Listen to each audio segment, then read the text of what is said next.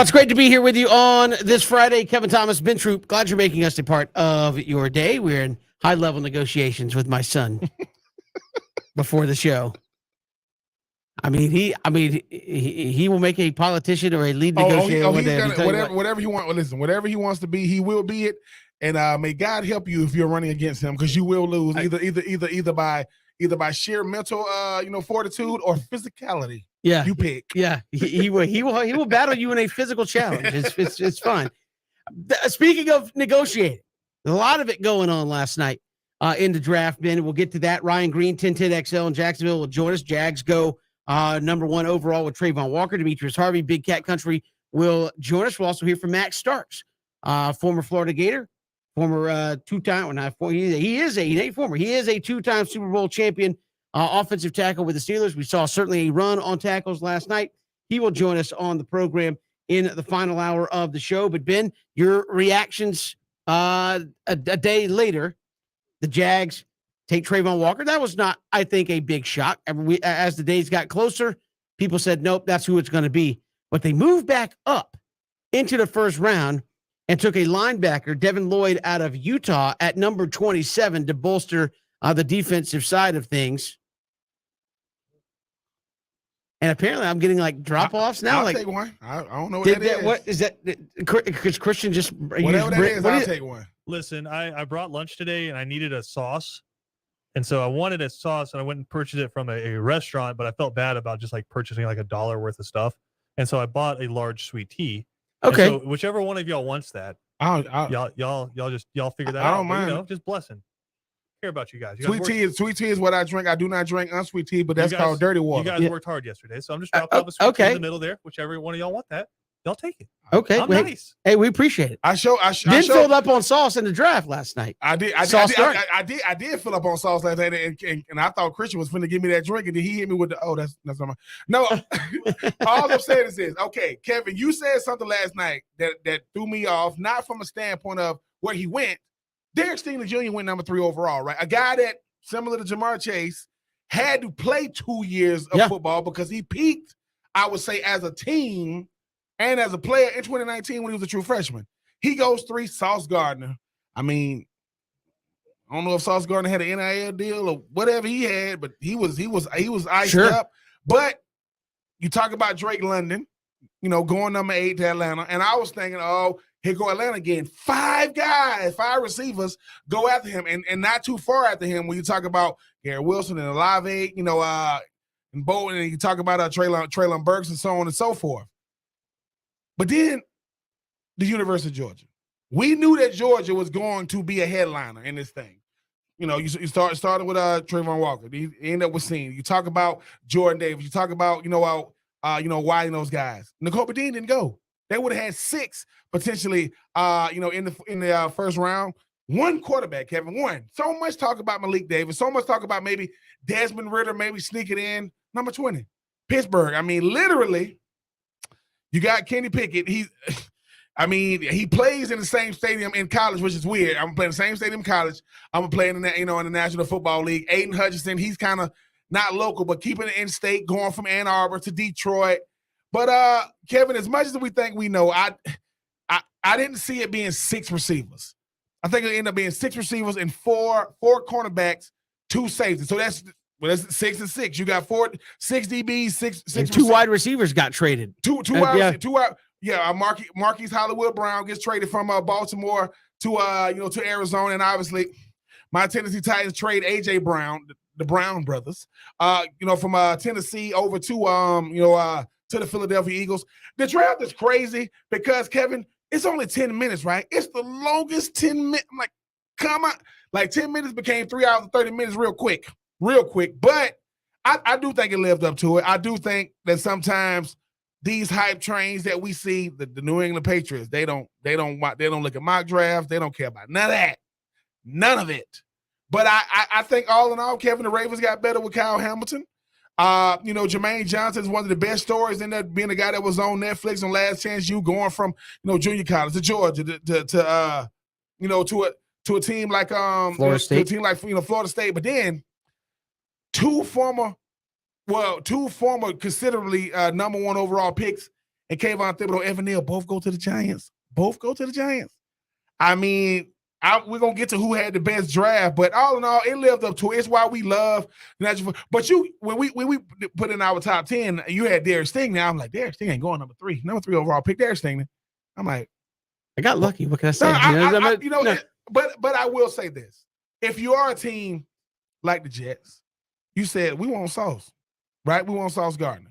Went out there and got him. If you are a team like Pittsburgh, who hasn't had to draft a first-round quarterback since 2004 draft class with Ben Roethlisberger, 18 years later, Kevin, if I gave you something and I said, listen, Kevin, I'm going to pay you for 18 years, man, and that's a pretty good freaking investment.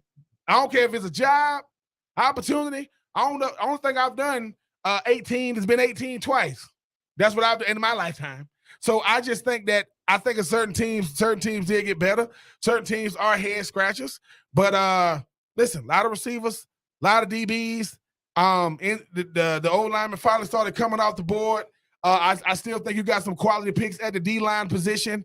But all in all, Kevin, I think it lived up to the billing. I mean, I couldn't really hear the boos like I wanted to. Yeah. Derek Carr got a freaking mohawk. I was kind of disappointed. Ice Cube hit us with the yay when he came out there. But I don't know. It was in Vegas. But I will say this. Day 2 is going to be crazy because you're going to get some big-time talent in the second and third round. Yeah, there's a lot of guys still sitting out there that weren't even close to going. And as you said, there were Nakobe Dean. People were at one point saying, oh, this guy's a lock. First-round draft pick, and he's not. He's going to be on a second-round, most likely, second-round draft pick. But it just goes to show you never know how the draft unfolds. And before we get into, obviously, what the Jags did with Ryan Green, let's look at the Falcons, because they drafted Drake London, and you and Christian both kind of in that moment said missed opportunity, had opportunities, and again I said in the moment to you last night, I was like, is this going to be the draft where we go back and remember who was on the board that you didn't take versus who you did take? And you said, look, when they pull up the wide receiver, I mean, Jameson Williams went top 10. Yes. When you pull up the wide receiver, and this I think what got a lot of people frustrated with the pick is you were the first team to take a wide receiver, and I've seen people today, Ben, say, well, there was 5 other wide receivers taken to trade for. That justifies what you did. I don't know if that's true or not, but the first thing you pulled up on the draft profile, and I guess it just matters if you think it's important or not, it wasn't separation. It wasn't good route running. It was 50-50 balls. But what does 50-50 balls mean? It was that and catch radius. Okay, that means he's tall, and he's going to try to win a lot of jump balls. That's not separation. That's not good route running. That is, when we need a catch, we're just going to throw one up, and we think he can make it. He wins the 50-50 balls more than 50%. Is that who you want to take at number 8? Is a guy who is not necessarily going to be the fastest guy in the draft, is not known, hey, if you're not the fastest guy in the draft, can you run yourself open? I mean, I saw a lot of game tape they were showing in the draft where he wasn't running open. Nope. He was stopping and jumping, and it was just, hey, I'm 6'5", I'm going to beat you. You told me last night, and I asked this all in the light of day because people say stuff in the moment and you sleep on it. You told me last night and say 6'5" is good in college. You can't just out-jump people at 6'5" in the NFL and think you're going to win all the time. It's got to be more than that. Do you think that's still the case, or do you think, hey, you need somebody that can score points in the red zone, 6'5" jump? That's a guy that should be able to do that for you in the red zone. He's not going to put the lid off, but he should be able to win in the close ball red zone situations.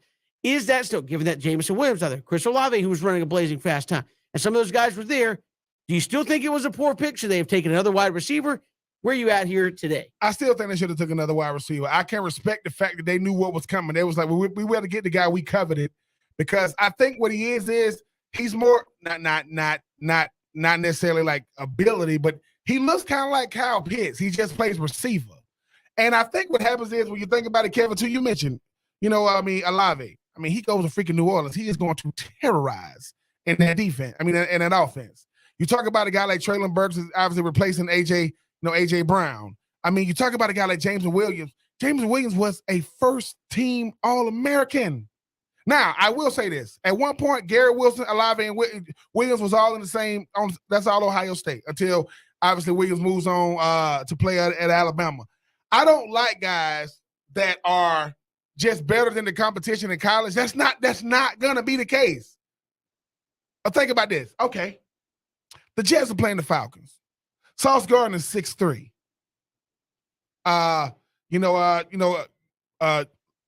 London, I'm sorry, London is 6'5". He's got to get open first. Like this notion of, I'm just gonna throw it to him. I give you a one Calvin Johnson. I'm not comparing Drake London to Calvin Johnson. Calvin Johnson was 6'5". He could jump out the gym. He was also the fastest guy on the field. He also could run routes. So he was everything, but he was also 6'5", 230. Drake London is tall. Drake London can jump. I didn't see one route that Drake London was just out routing people. You think you're going to just get open on Jalen Ramsey? People say, why you say? Because those are the best. Xavier Howard, Stephon Gilmore, Diggs. Those dudes are going to say, look, man, you already, look like you play for the Hawks more than you play for the Falcons. I just think for me, Kevin, is I played football a long time, but we all know it when we see it, right? We all know it when we see it. Drake London had almost 1,000 yards, and he missed half of the season last year. And every highlight they showed was seemingly against Notre Dame. Every time, every route, Notre Dame. Great. Notre Dame also lost to Cincinnati, and that's taking nothing away from Cincinnati or Notre Dame. For me, Kevin, I'm saying they showed Vincent Jackson. Let me tell y'all something. Drake London is not Vincent Jackson. Vincent Jackson is making one-handed catches because that's what the coverage dictated. Not Vincent Jackson ain't doing a whole bunch of 50-50 balls. He did it for the then San Diego Chargers and the Tampa Bay Bucks. Drake London was going to go first round. He was going to go first round. I just think for my money, I want a guy that can run routes, fast, elusive, come in and out of those breaks. Williams, Olave, and Garrett Wilson, all those dudes fit the bill. Because Treylon Burks is a big body, but he ain't routing people up. We'll see what happens, Kevin, but I just think, listen, I got to just trust that Terry Fontenot understands what it is, and then we'll just go from there because in my opinion, I say this to Chris, I'm going to say it again. We all got family members, right? We don't get to pick them. They're just a part of the family tree. So right now, he's Atlanta Falcon. I'm gonna give him the benefit of the doubt. But Kevin, just like I know, when it comes time for him to make a play, and then you know that the best receivers, where the ball's going. Like, they finna throw it to Diggs. They finna throw it, to Tyreek Hill. They finna throw it to Devontae Adams, and they still get open. Them DBs gonna say, ain't no way. Because he doesn't do anything fast. Like people go, I ain't never seen Tyreek Hill. You see him one time, that's that fast dude you're talking about? Yeah. Oh, that Devontae Adams, that's the dude you said go, yeah. With Drake London, it's like. I'm going to say a lot of his tape was him out jumping guys and winning. Now, again, 50-50 balls are important, but as the number one attribute, I don't know if that's what I'm looking for there at number 8 from the Atlanta Falcons. We'll talk more about that as we go throughout the draft. The Jags were right there at number 1. They got Trayvon Walker. They traded up back into the first round and got a linebacker out of Utah, Devin Lloyd, at 27. We'll chat with Ryan Green, 1010XL.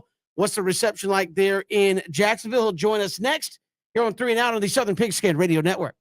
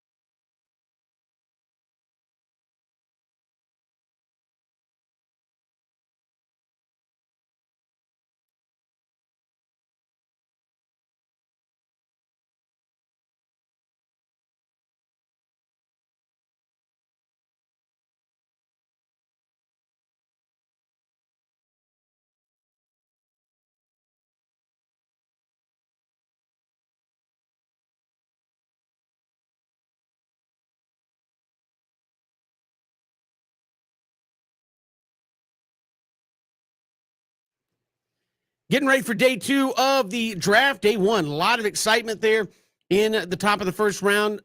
Jags take Trayvon Walker, number 1, then trade back up into the first round for Devin Lloyd, linebacker out of Utah there at number 27. Joining us here to talk about the Jags and their first day in the draft from 1010XL in Jacksonville, Ryan Green joins us. Ryan, welcome to the show. How are you? Hey, Kevin, Ben, I'm good, guys. Thanks for having me on. Hey, we appreciate you coming on and joining us. Trayvon Walker, obviously, it started out Aiden Hutchinson, maybe months ago, Evan Neal, but as it progressed towards the draft, weeks in, you kind of got the sense that Trent Baalke really liked Trayvon Walker. That's who the Jags go with. Was that a Trent Baalke call at the end of the day to make that final decision?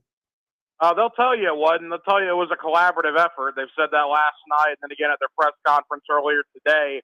Collaborative effort between owner Shad Khan, head coach Doug Peterson, and, of course, general manager Trent Baalke. But it certainly looks like it's a Baalke pick. All the comparisons to Aldon Smith, who Baalke, of course, took in San Francisco. Oh, look, the bottom line is I think Trayvon Walker is a very, very good player. I'm excited to have him here in Jacksonville. But I was on the idea, there's been so much nonsense here in Jacksonville, so many swings and misses here in Jacksonville. I was willing to take the quote-unquote safer pick, the more solid pick, which I believe was Aiden Hutchinson. I think a lot of Jaguar fans were on that line of thinking. Hopefully we're wrong, because it is definitely a mixed bag today with the reaction of Trayvon Walker being a Jaguar. And Ryan, when you think about a guy like like Walker, I mean, he provides a level of versatility. I mean, obviously they say he's gonna play the defensive end position, outside linebacker position, I guess, with the Jags, because obviously if you can get to the quarterback, that's gonna help you transition better in the National Football League. But when you look at that, when you look at the fact that, they go out there and get a guy like Devin Lloyd, when you look at what they did in the offseason with this young defense, Jarrett Allen, you got Allen on the other side. How good could this young defense be? And they seem to be wanting to do it with a couple of savvy veterans and trying to do it through the draft. Yeah, Ben, I'm not going to go and say this is going to be Saxonville of 2017 again, but if you look potential at their front seven, man, they got some guys, man. Olakon from Atlanta, the leading tackler, is now a Jaguar. You mentioned Devin Lloyd. He was, by most indications, the top inside linebacker prospect in the draft. The Jaguars were able to get him at 27. You now team Trayvon Walker with Josh Allen. The Jaguars just picked up the 5th-year option on Josh Allen. You got other role players like Roy Robertson Harris, Malcolm Brown, Devon Hamilton, DeJuan Smoot. They signed Arden Key. Arden Key, a very low-key, no pun intended, signing. The dude had 6 sacks last year in San Francisco. Jacksonville signs him a month and a half ago, only has to pay him $6 million a year. So the Jaguars on their roster already have 3 guys in the NFL that had 6 sacks or more in the NFL last year. There's 12 playoff teams from last year that cannot say that about this upcoming season. Now you add Trayvon Walker to that. So there's cautious optimism, because we've certainly been fooled here in the past. But on paper, guys, that defensive front seven potentially could be pretty good for quite some time. And as you mentioned there, Ryan, they trade back up into the first round to get Devin Lloyd at linebacker. Given the runs on tackles, DNs, wide receivers, was there a need to do that? Could they have stayed right there with the first pick tonight and still got him? They were concerned, Kevin, that New England was going to take him at 29. And look, what did they move to get rid to get Devin Lloyd? They gave up 33, but those basically cancel each other out. They got 27. Tampa Bay got 33. They give up 106 and 180. So, all right. So if you're going to lose a 4th round pick and what is that? Their 2nd, 5th round pick to get a guy that by most people's indications is the top inside linebacker prospect in the draft, I'm okay with that. And the reason I'm okay with that is Jacksonville doesn't do that. Jacksonville doesn't trade up very often back into the first round to take another high prospect. So it's something different. And down here, after covering the Jaguars through this decade of awfulness, anything different is good. And last night was different because they made a move to get back into round 1. So I'm very excited about the Devin Lloyd draft pick. Ryan, when you think about this Jacksonville team, I mean, having a guy like Doug Peters at the head coach, you get a chance to have a year two for a guy like Trevor Lawrence. Is hopefully going to be a lot less strenuous with everything he had to deal with Urban Meyer, Tim Tebow, and Chris Doyle, and and so on and so forth. They're going defense right now early. Day two, where do you see this Jaguars team going? Are they adding depth to some of these young guys, or do they go back to the offensive side of the ball and maybe they add another running back because they don't know if they're gonna keep James Robinson or the health of Travis Etienne. How do you see day two looking for the Jags? Yeah, Ben, I certainly think offense needs to be addressed tonight. They got 2 picks tonight, number 65 and number 70 overall. So I think at least one of those will be spent on the offense. But keep in mind what this team did in free agency. I understand how the money looks, and I get the conversation out there.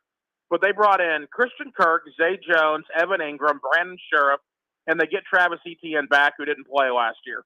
Those are 4 weapons that Trevor Lawrence will have this year that he did not have last year. So you add that to the extension they just gave Cam Robinson.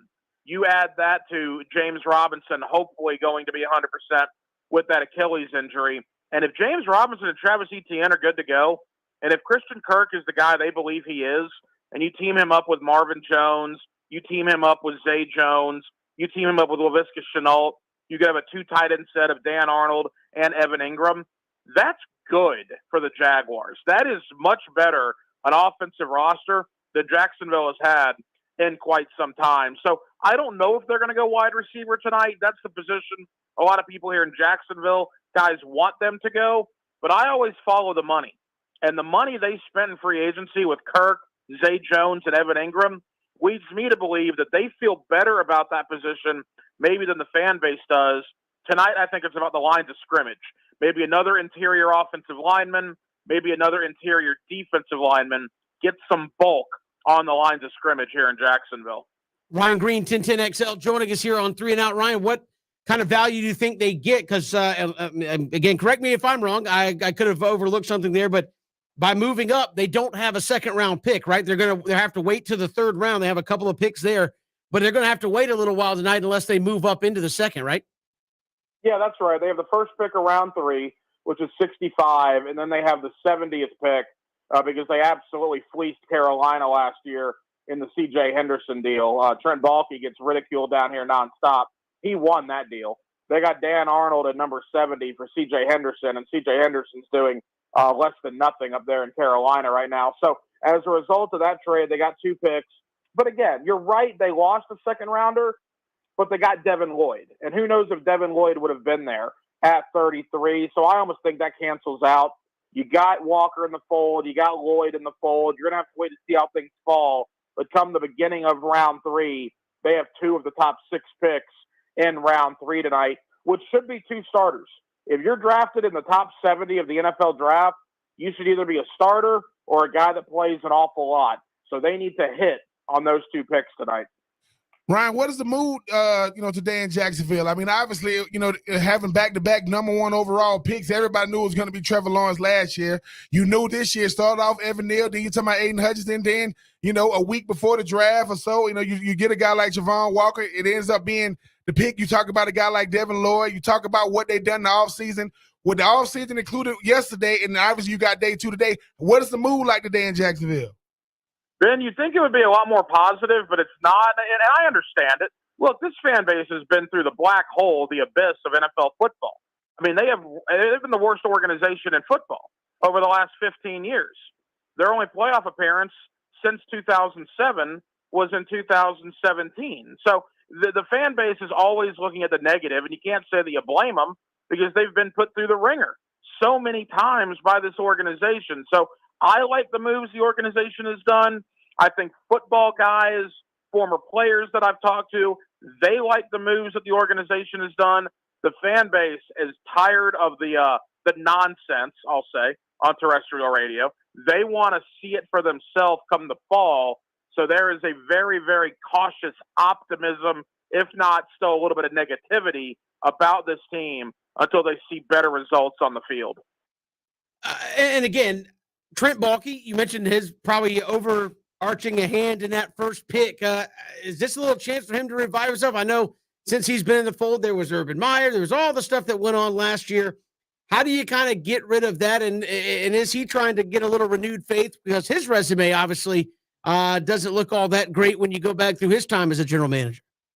Yeah, I think the Trent Baalke thing, look, I mean, his name could have been John Smith. His name could have been, John Doe. The bottom line is he was the last remaining person here from an awful regime of the last 2 years. And I think some of the criticism Baalke got was probably unfair. But again, people wanted a clean sweep. People here in Jacksonville, the fan base wanted everybody gone and completely start anew. Urban Meyer was gone. Dave Caldwell was gone, but Trent Baalke remained. And because Trent Baalke remained, all the venom, all the negativity, all of the awfulness that this fan base has endured went right onto Baalke because he was the last guy standing. So he got crushed.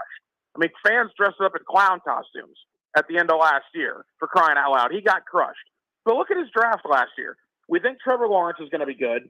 We don't know about ETN, but hopefully he comes back healthy and is good as well. Walker Little played a little bit last year, did some nice things. Andre Sisco at safety, same thing. Tyson Campbell, the corner, was probably their most improved player from the start of the year till the end of the year. Now he goes into free agency, gets an all-pro in Brandon Sheriff, gets what I think is going to be a great player in Christian Kirk. Now you go into the draft, get a Trayvon Walker and a Devin Lloyd.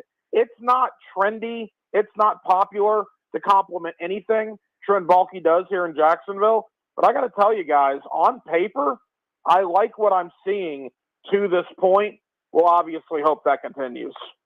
And Ryan, finally, I mean, I was always told that you build your team to either be the best team in the division or to beat the best team in the division. Obviously, the best team in the division right now is the Titans, even though they got rid of, a guy like A.J. Brown for Treylon Burks. You look at Matty Ice, he's up there, the signal caller in with the Colts. And I mean, I still don't know who the quarterback is for Houston. With all the moves they making, obviously they still got some more moves to make with training camp approaching.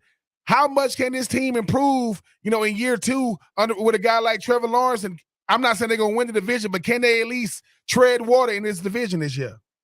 Oh, I think so, Ben. I mean, as awful as last year was with Urban Meyer, and it was awful, they tripled their win total from the year before. They had one win in 2020. They had 3 wins last year. I mean, that's not going to continue because if it does, they're a 9-win football team and probably in a wild card spot. But even if this team wins 6 or 7 games this year, that'll be, head above water for a majority of the season. Where the Jaguars are fortunate is the AFC South arguably is the worst division in football. Maybe the NFC South will be in that conversation. The AFC South is clearly the worst division in the AFC.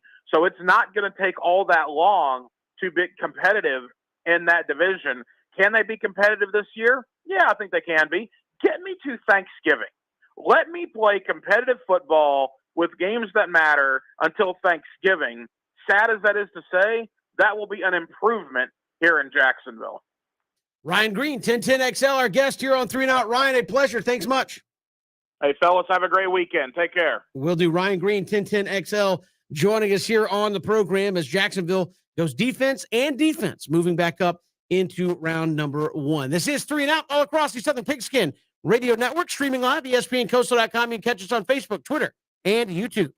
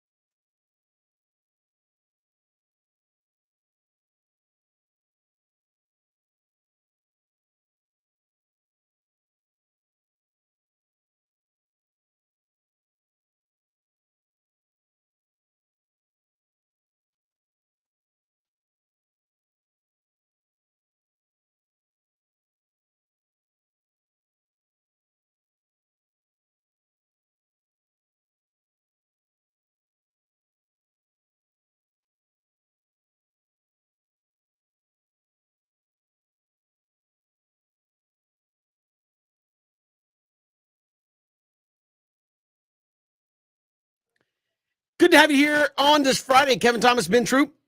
Draft day 2 coming up when we are done here on 3 and Out. Ben, draft day, always, as you said in the open, hey, there's going to be surprises. There's going to be the head-scratching moments. There's going to be the what? What just happened?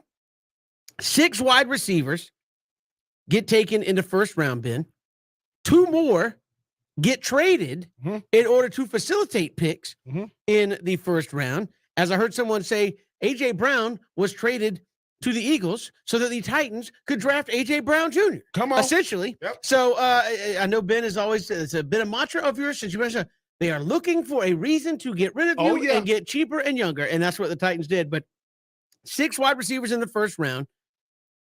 The first round, and I said this earlier, you want to know what the NFL values? Look at the first round of the draft. This year, didn't have it there, but so we only had 1 quarterback. What was like 90% of the other picks, Ben? Wide receivers, corners, offensive tackles, and defensive ends. So the guys who catch the ball, the guys who keep them from catching the ball, the guys who block for the quarterback, and the guys who try to get there was most of the first round. Ain't much surprise there were not a lot of tight ends and running backs and linebackers taken there in round number 1. It's not only about that you get drafted. It's like you said, it's what draft you are a part of. I said 6. I said, man, they got 6 wide receivers starting with Drake London, and then you get the trickle effect. 3 of those guys with Williams, Olave, and Wilson, all those guys. Well, at one point at Ohio State. Then you got Bolden from Penn State, and obviously you got Trayvon Walker from Arkansas. Then you start talking about the cornerback, Stingley, Walker, McDuffie, Elam. That go 4. Up, you get signed. Then you get Kyle Hamilton. So that go 4 DBs and 6 DBs, but you got 4 cornerbacks, 2 safeties. We said this. Everybody else say, if you can't get a quarterback, what you want to get? I want to get guys that rush the quarterback. If you can't get that, left tackles. And I think, Kevin, and think about the Giants. The Giants got both. They got Kayvon Thibodeau and they got Evan Neal. That is a draft because you are addressing one and who they gonna go up against each other. Now, and kind of the surprise of the whole deal is, Ben, as you said, not that they got Evan Neal and Kayvon Thibodeau because they're great players. You had 2 picks in the top 10. You better get somebody good. But I think the larger point that not a lot of people are talking about was at one point throughout this process. And I say throughout this process as early as December, Kayvon Thibodeau and Evan Neal were widely thought of to be the best players in the draft and or the number 1 pick in the draft. And you got both of them. 2 guys who people thought could be the best player in the draft or could go number 1 overall, and you got both of them going to the same team. That is a heck of a job there by New York to get it done. Think about marketing for a second, though, Kevin. Oregon. Big brand. Kayvon Thibodeau, big brand ambassador. Alabama, the biggest brand in college football. Go to a place like New York. These are marketable people. I got 2 first round picks, top 10 picks. You don't think that kind of stuff matters? Yep. Or can you listen? 1, can you sell tickets? Check. Can you sell jerseys? Check. Can you sell TV ads? Check. Kayvon Thibodeau is very, very brand conscious. Evan Neal, remember when he was the consensus number 1 overall pick, and now both of those guys end up in New York. I was very impressed with some of these teams. I did not see it being 6 receivers. And I think what happens is, Kevin, this is what the draft really is. Trayvon Walker goes number 1. Oh, the pick is already in for Detroit. Let's get him. You take a guy in Aiden Hutchinson, Michigan. He gets to go from Ann Arbor to Detroit. Right, you get a guy in Kyle Hamilton. Right, I get to go from Notre Dame to Baltimore. Right, they trying to Notre Dame, Baltimore, big brands. You talk about a guy in Treylon Burks. I get to go from Arkansas, SEC, down to Nashville. So it's not going to be that big of a transition. Plus, I just think that for me, what was impressive the most is, Kevin, you got really, really good quality. You talking about DNs? Jermaine Johnson, he was supposed to go top 10. He went like in the 20s. I just think, no matter what, DN, tackles, and the perimeter. Why?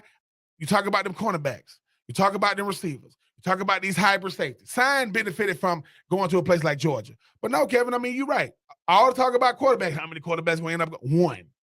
And they had the best seat in the house for the last 5-6 years for a guy in Kenny Pickett. So the first round, it didn't go as planned as I thought, but I knew that Sauce Gardner was going to be a high pick. I knew that Derek Stingley Jr. was going to be a high pick. Did not see them going 3 and 4. Because at one point, Kevin, I was like, are we going to get any offensive guys? Because at one point, it was all defense. Defensive end, corner. So then you go back to defensive end. So I do think that when we look back at the draft, obviously you got to judge it down the line. These receivers was big time. And you go first round because people think you're not going to be that second round. That's how you go first round, because you still got some big time talent. Kenny Pickett was not the guy I thought would go to Pittsburgh. I thought it would have ended up being Malik Willis. It wasn't. N'Kobe Dean for Georgia hasn't gotten drafted yet.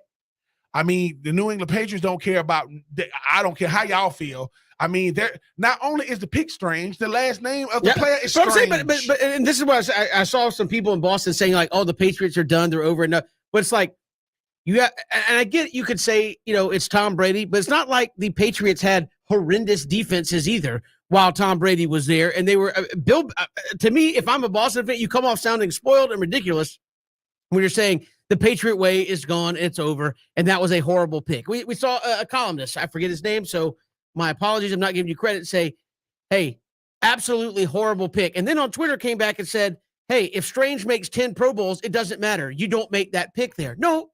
If he makes 10 Pro Bowls, that justifies why you did it, not the other way around. Yes. You don't go back and say, it doesn't matter what you do. You shouldn't have done it. No, if you believe that's what he can do, that's what you should do. And that's why I think sometimes, Ben, we on the outside look at it and say, how do you draft a guy there? Because I wanted him. I can't believe you could have got him in the 3rd round. Could you? Yeah, exactly. That's the game you play with the draft. How do you know what somebody else wants and values later? That's a guy I know can play. I went and got him. Time will tell whether that was a bust or not. But I always get frustrated when people are like, and how do you look at Bill Belichick and say, you can't do it no more? Like, excuse me? Correct me if I'm wrong. Did the Patriots make the playoffs last year? Yes. With a Ricky. Okay, I'm just throwing it out there because if you're going to write a column saying Bill Belichick and the drafting philosophy is past his time, they were in the playoffs with a rookie quarterback. And the thing about Bill Belichick is this: Bill Belichick goes, "Look, man, this is why I don't look at the mock drafts. This is why I trust my scouting. And hey, I'm not on Twitter, I'm not on Facebook, I'm not on social media because I won probably pre-internet." Forget social media, and Bill Belichick goes, I'm the one got to coach him. I don't worry about the Todd McShays and the Mel Kippers and the Ben, isn't Bill Belichick kind of the modern ambassador or father of full roster utilization? Like, we see teams like Kansas City and Tampa Bay a little bit doing some of these things where it's like, I don't care if it says DN next to your name on our team webpage. If you can come in and give me a couple of reps at fullback, if I can get you a wide receiver to come in and play nickel corner in a strange situation, why? Because you know the route tree and we can tell. Like, he was kind of the one that started some of that, Ben, where it's like, I know what it says next to your name. You are a football player, and this is how we're going to use you in a specialized situation. And I think Bill Belichick, if anybody in the National Football League has the benefit of the doubt, it's the guy that can hold up both hands and start blinging rings around and say, Tom Brady or not, I took a rookie quarterback and we got in the playoffs. Don't act like Bill Belichick doesn't know what he's doing in the draft philosophy because he didn't take a big name guy. Because you look at it and say, man, you took a guy from UT Chattanooga, or that's right, yeah, took a guy from UTC in the first round. Yes. So would you have been, bearish on taking a Randy Moss? Would you have been bearish on taking a T.O.? If you thought, I mean, these are guys that would you have been bearish? Jerry Rice, who is that? And I get, don't let the school and where he was taken distracted from the fact that he could turn out to be a good player. And to make a statement like, if he makes 10 Pro Bowls, I'm going to still say I'm right. It's stupid. It's asinine. It's like that. Why would you say that? If I draft a guy anywhere in the draft and he makes 10 Pro Bowls, I'm a genius. I don't care if he was number 1 overall. If he makes 10 Pro Bowls, that was a great pick. If I get Mr. Irrelevant and he makes 10 Pro Bowls, that was a great pick because you're going to call me and say, oh, man, he found a diamond in the rough. How about I just know as you said, Ben, how about I just know talent evaluation? Just because a guy went to UTC is going to play interior line doesn't mean he's not going to be a good player for us and get the job done. I think if anybody gets the benefit of the doubt, it's that guy. and Bill Belichick and what the Patriot way has got a lot of winning under its belt under Bill Belichick. Bill Belichick is the essential. Him and Tom Brady are the essential reason why the New England Patriots are what they are. The most Super Bowls at one point with the Pittsburgh Steelers was 6. New England has 6, and they won them all under Bill Belichick. They won them all. They didn't go to all of them under Bill Belichick. They won them all under Bill Belichick. Sean McVay has 1.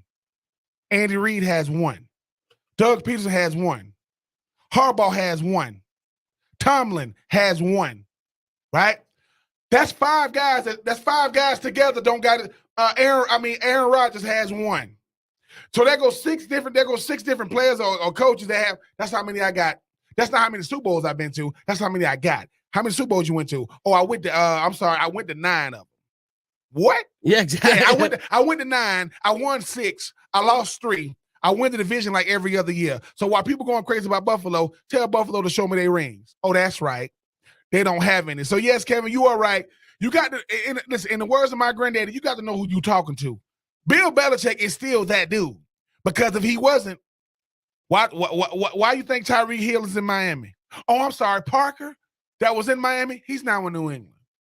So they're going to say, hey, man, you might not like the Patriot way because, you might not like our methods, but, boy, our results work. Yeah. Because we'll see what happens, Kevin. But, yeah, stay away from Bill Belichick. Bill Belichick said the reason why I don't wear the rings because it's weighing my hands down at this point. I got to be able to move my hands around. I got too many. We got more to come here on 3 and Out. Take 3 coming up next hour. Also, Demetrius Harvey, Big Cat Country, will join us. Max Starks in the final hour. It's 3 and Out, Southern Pigskin Radio Network. Find us streaming live, ESPNCoastal.com, and on Facebook, Twitter, and YouTube.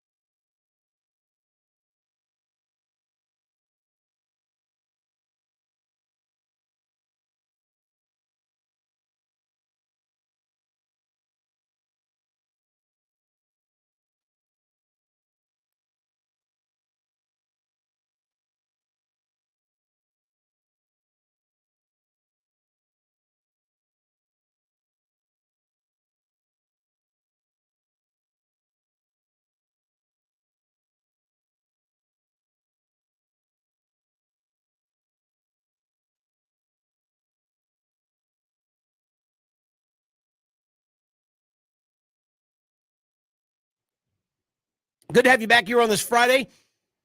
Kevin and Ben, we'll get to take 3. Demetrius Harvey next hour going to join us as well after a wild first day of the draft. What in the world will day 2 bring us here from the NFL draft? We'll get to that coming up in hour number 2. Max Stark's going to join us in the final hour. 2-time Super Bowl champion, and his Pittsburgh Steelers, the only team to take a quarterback there in the first round. We'll have Braves baseball later tonight as well, Ben, as we got like 30 seconds. Good to see Ronnie Baseball, Ronald Acuna back out there, got a hit, couple of stolen bases, and the Braves get that dub with Acuna back in the lineup. Listen, when Acuna was walking into the arena with the trigger tray on, you already knew what it was, Kevin. It was over. It was that done. different spark. Listen, Dansby Mansby getting back to it. Adam Duvall, my Bravos finally won the series. Yeah, 5-1, get that series win. They've got the Milwaukee Brewers, the Texas Rangers, coming up tonight, starting a 3-game series. We'll take 3 on the flip side. Demetrius Harvey next hour, and the winners and losers in that draft last night. This is 3 and Out. Hit us up on Twitter at Pigskin Radio, streaming live, ESPNCoastal.com.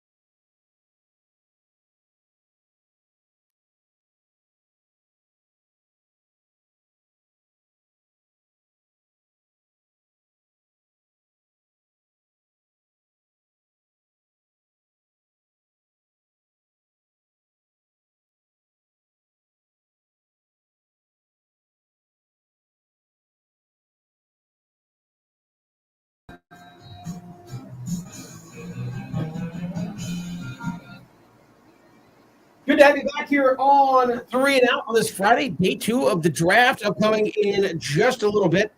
We will hear from Demetrius Harvey, Big Cat Country, coming up in about 20 minutes. We'll talk about the Jags draft. Max Stark's going to join us, 2-time Super Bowl champ, in just a little bit as well. We'll get his thoughts on the draft to this point and getting ahead of day number 2 in the draft tonight. That being said, then it's 4 o'clock. Let's take 3 here on 3 and Out. We have a special guest asking us questions. He's all pumped. My son, Rhett, asking us the questions today. Go ahead, son, lay it on us. I have a question to ask. You have a question to ask? Yes, I have a question to ask. All right. How was it at Coach's Corner, and what time did you get back? Because I'm Whoa, whoa, whoa. I'm getting the I feel like you got to the home at 1 or 2 o'clock. No, it was not that late. Listen, Coach's Corner was fantastic, as always. And we stayed while the draft was going on. Ask the Take 3 questions. This is not the interrogation show. Okay.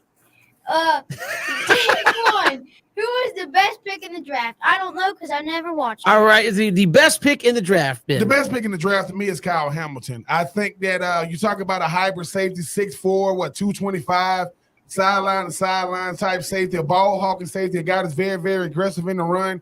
Kevin, when you talk about an ideal fit, I think of a guy who's aggressive, who gets to go be a missing piece, not a centerpiece. Going to the Ravens, I think Kyle Hamilton might end up, to me, is the best pick in the draft. I will say the best pick, to me, Evan Neal, a guy that people thought was the best player. You take a guy who did nothing but start and lock down defenders at Alabama, and you add him to your offensive line. That's a way. To me, that was the biggest no-brainer in the draft. And we were sitting there kind of surprised that, I know people like Ikwonu, who ended up going to Carolina, but to me, he was the biggest. Lock it up. It's going to happen. He's a 10, 12, 13-year pro there on the offensive line. You don't even have to think about it. I think the fact the Giants got him as low as they did was probably the steal of the first round, that he dropped a guy that was looking at 1, 2, 3, and they get him down a little farther in the first round. Absolute steal for the Giants. You ready? Yeah, we ready. Lay it on us.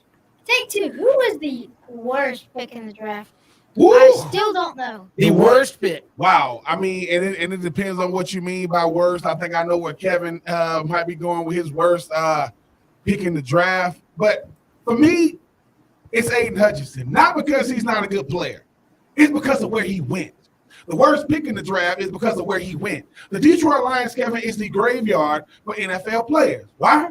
Because when you got to lose a franchise, that's been, and I know we talk. I know that what Ryan Green from 10XL, 10XL will have something different to say about who's the worst. I still think it's Detroit because, Kevin, don't we just expect Detroit to lose? Like, they have good players. They've had Calvin Johnson. They've had Barry Sanders. Right? They've had Matthew Stafford. Lost. And it wasn't because you got arguably the greatest running back in NFL history, or the best, whatever BJ got me with this best and greatest. Calvin Johnson, first ballot Hall of Famer.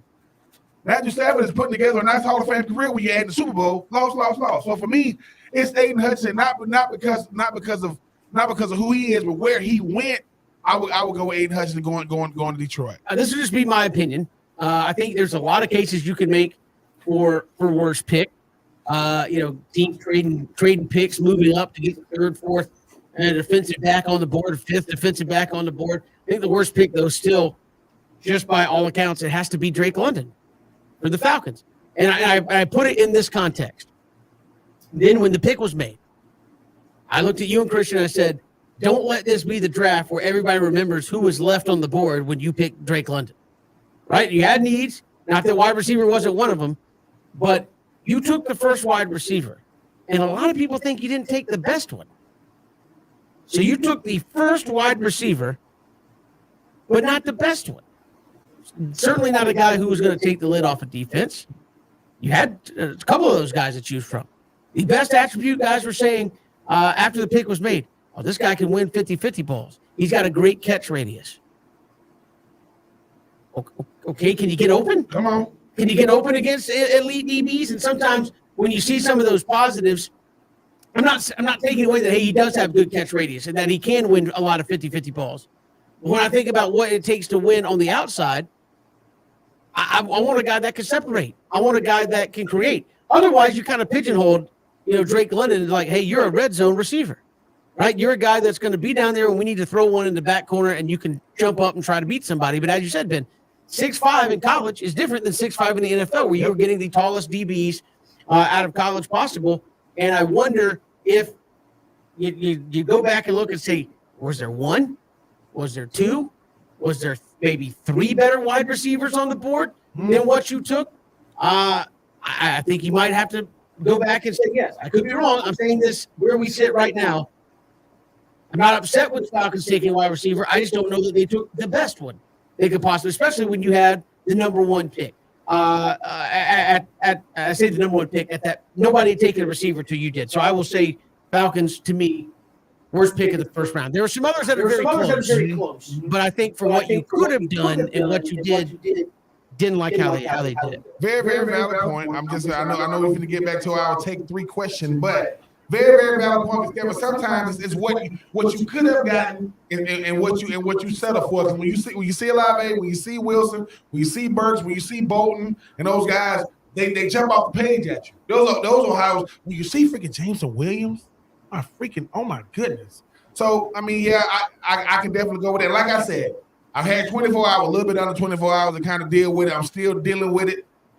And until I see him out there in person, Kevin, because every time it's 3rd and 6 and he can't get open, I'm just going to be looking up at the box saying, Terry Fontenot, telling you now. So we'll see what happens with that. But, yeah, that's going to have to grow on me. All right, moving along. Take three. What you got? What team has improved the most in the first round from the draft? Oh, that's easy, man. It's the Giants.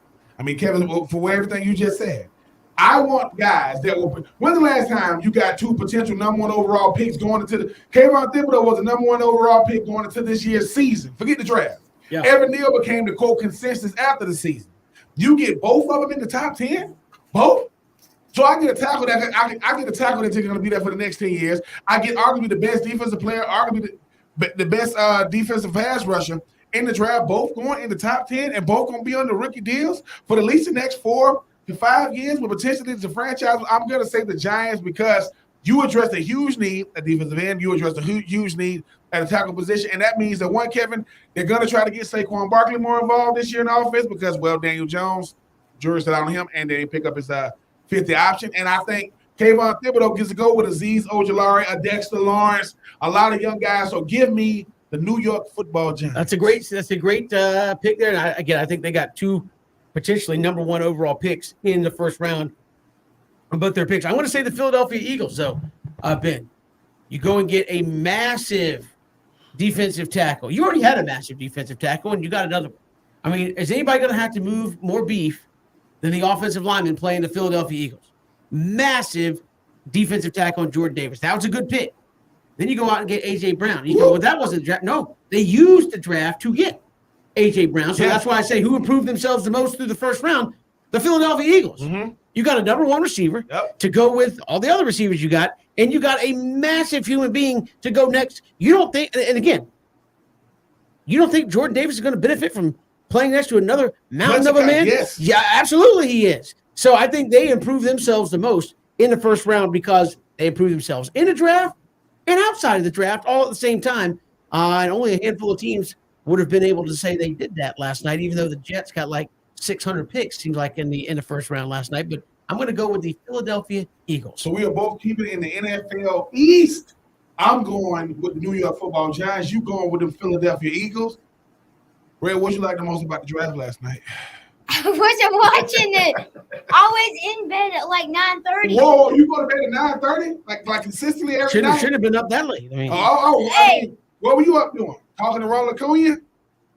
He lives in Atlanta. I'm about I to live say. in Brunswick, He Georgia. lives That in a is 4 different spot. hours away. I am not driving Yeah. 4 hours. they're not going to see Ron Acuna. Thank you, Rhett, for joining us here on Take 3 and reading those questions. The draft last night, Ben, we'll talk about it with Demetrius Harvey, Big Cat Country, the Jags making their moves. They don't have a second rounder, but as we talked, they moved up to get a guy they wanted at the end of the first round.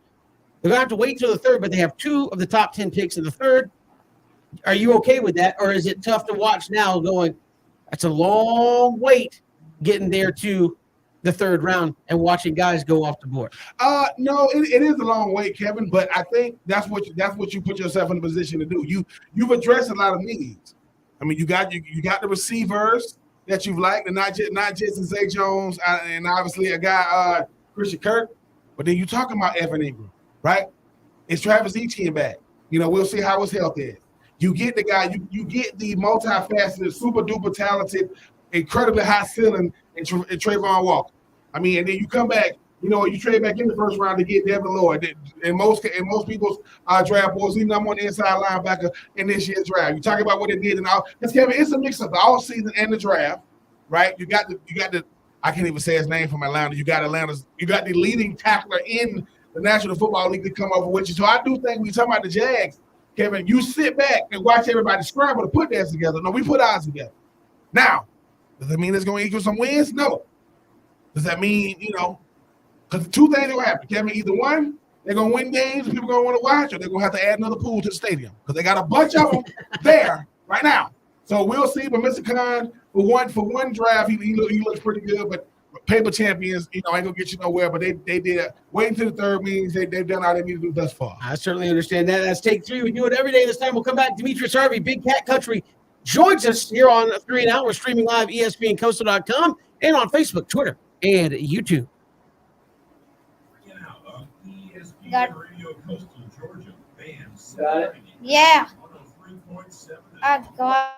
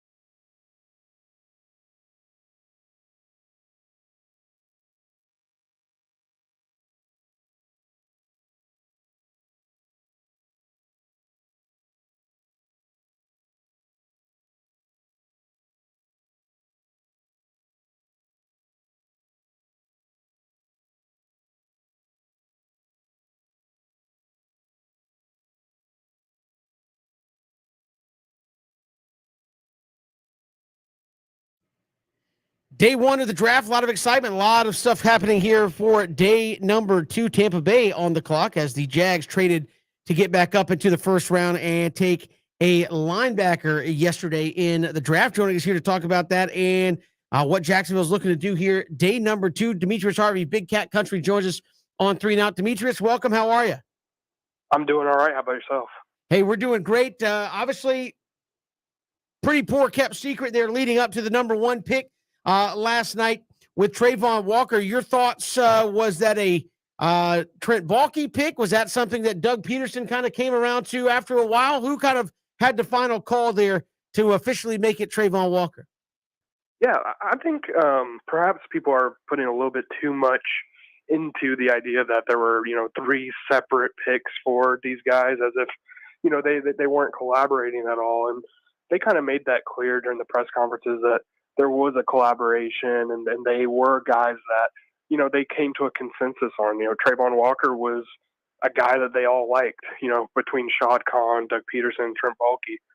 So I wouldn't necessarily classify it as a certain person's pick, but obviously Trent Baalke had a major influence as a GM. He loves guys with length. He loves the versatility. They wanted to go defense, and that's the direction they went. When you think about a guy like Trayvon Walker, I mean, he provides so much versatility, down on that defensive line with everything that he showcased at the University of Georgia. He's obviously going to be playing the defensive end outside linebacker position, but because he fills so many needs, kind of like a jack of many trades, I mean, how do you see this guy just gelling, not just, with the Jacksonville defense, but in the league? Yeah, I mean, he is that kind of guy that can play, both on the defensive line or at outside linebacker. He can rush the passer, He can, stop the run. He can cover guys out in the flat if they need him to. But it seems as though, what they want to do and what makes sense is they just want to put him on the edge, have him play one position, and have them excel at that for now. Obviously moving him around is going to be a thing, but for now they're going to just, settle him in that edge, pretty much opposite of Josh Allen.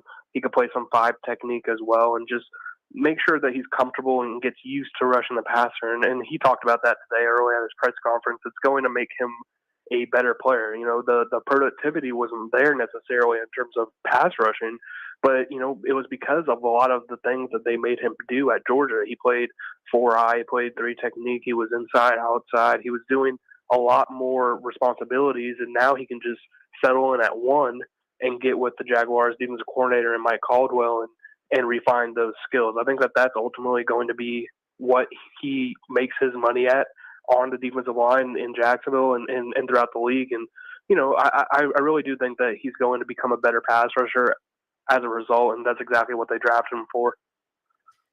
Demetrius, you look at what Jacksonville did. They moved back up into the first round for Devin Lloyd out of Utah. They go defense again. 1, were you surprised by that pick? 2, you move out of the second round into the first round. Do you like the move there to get aggressive in the draft?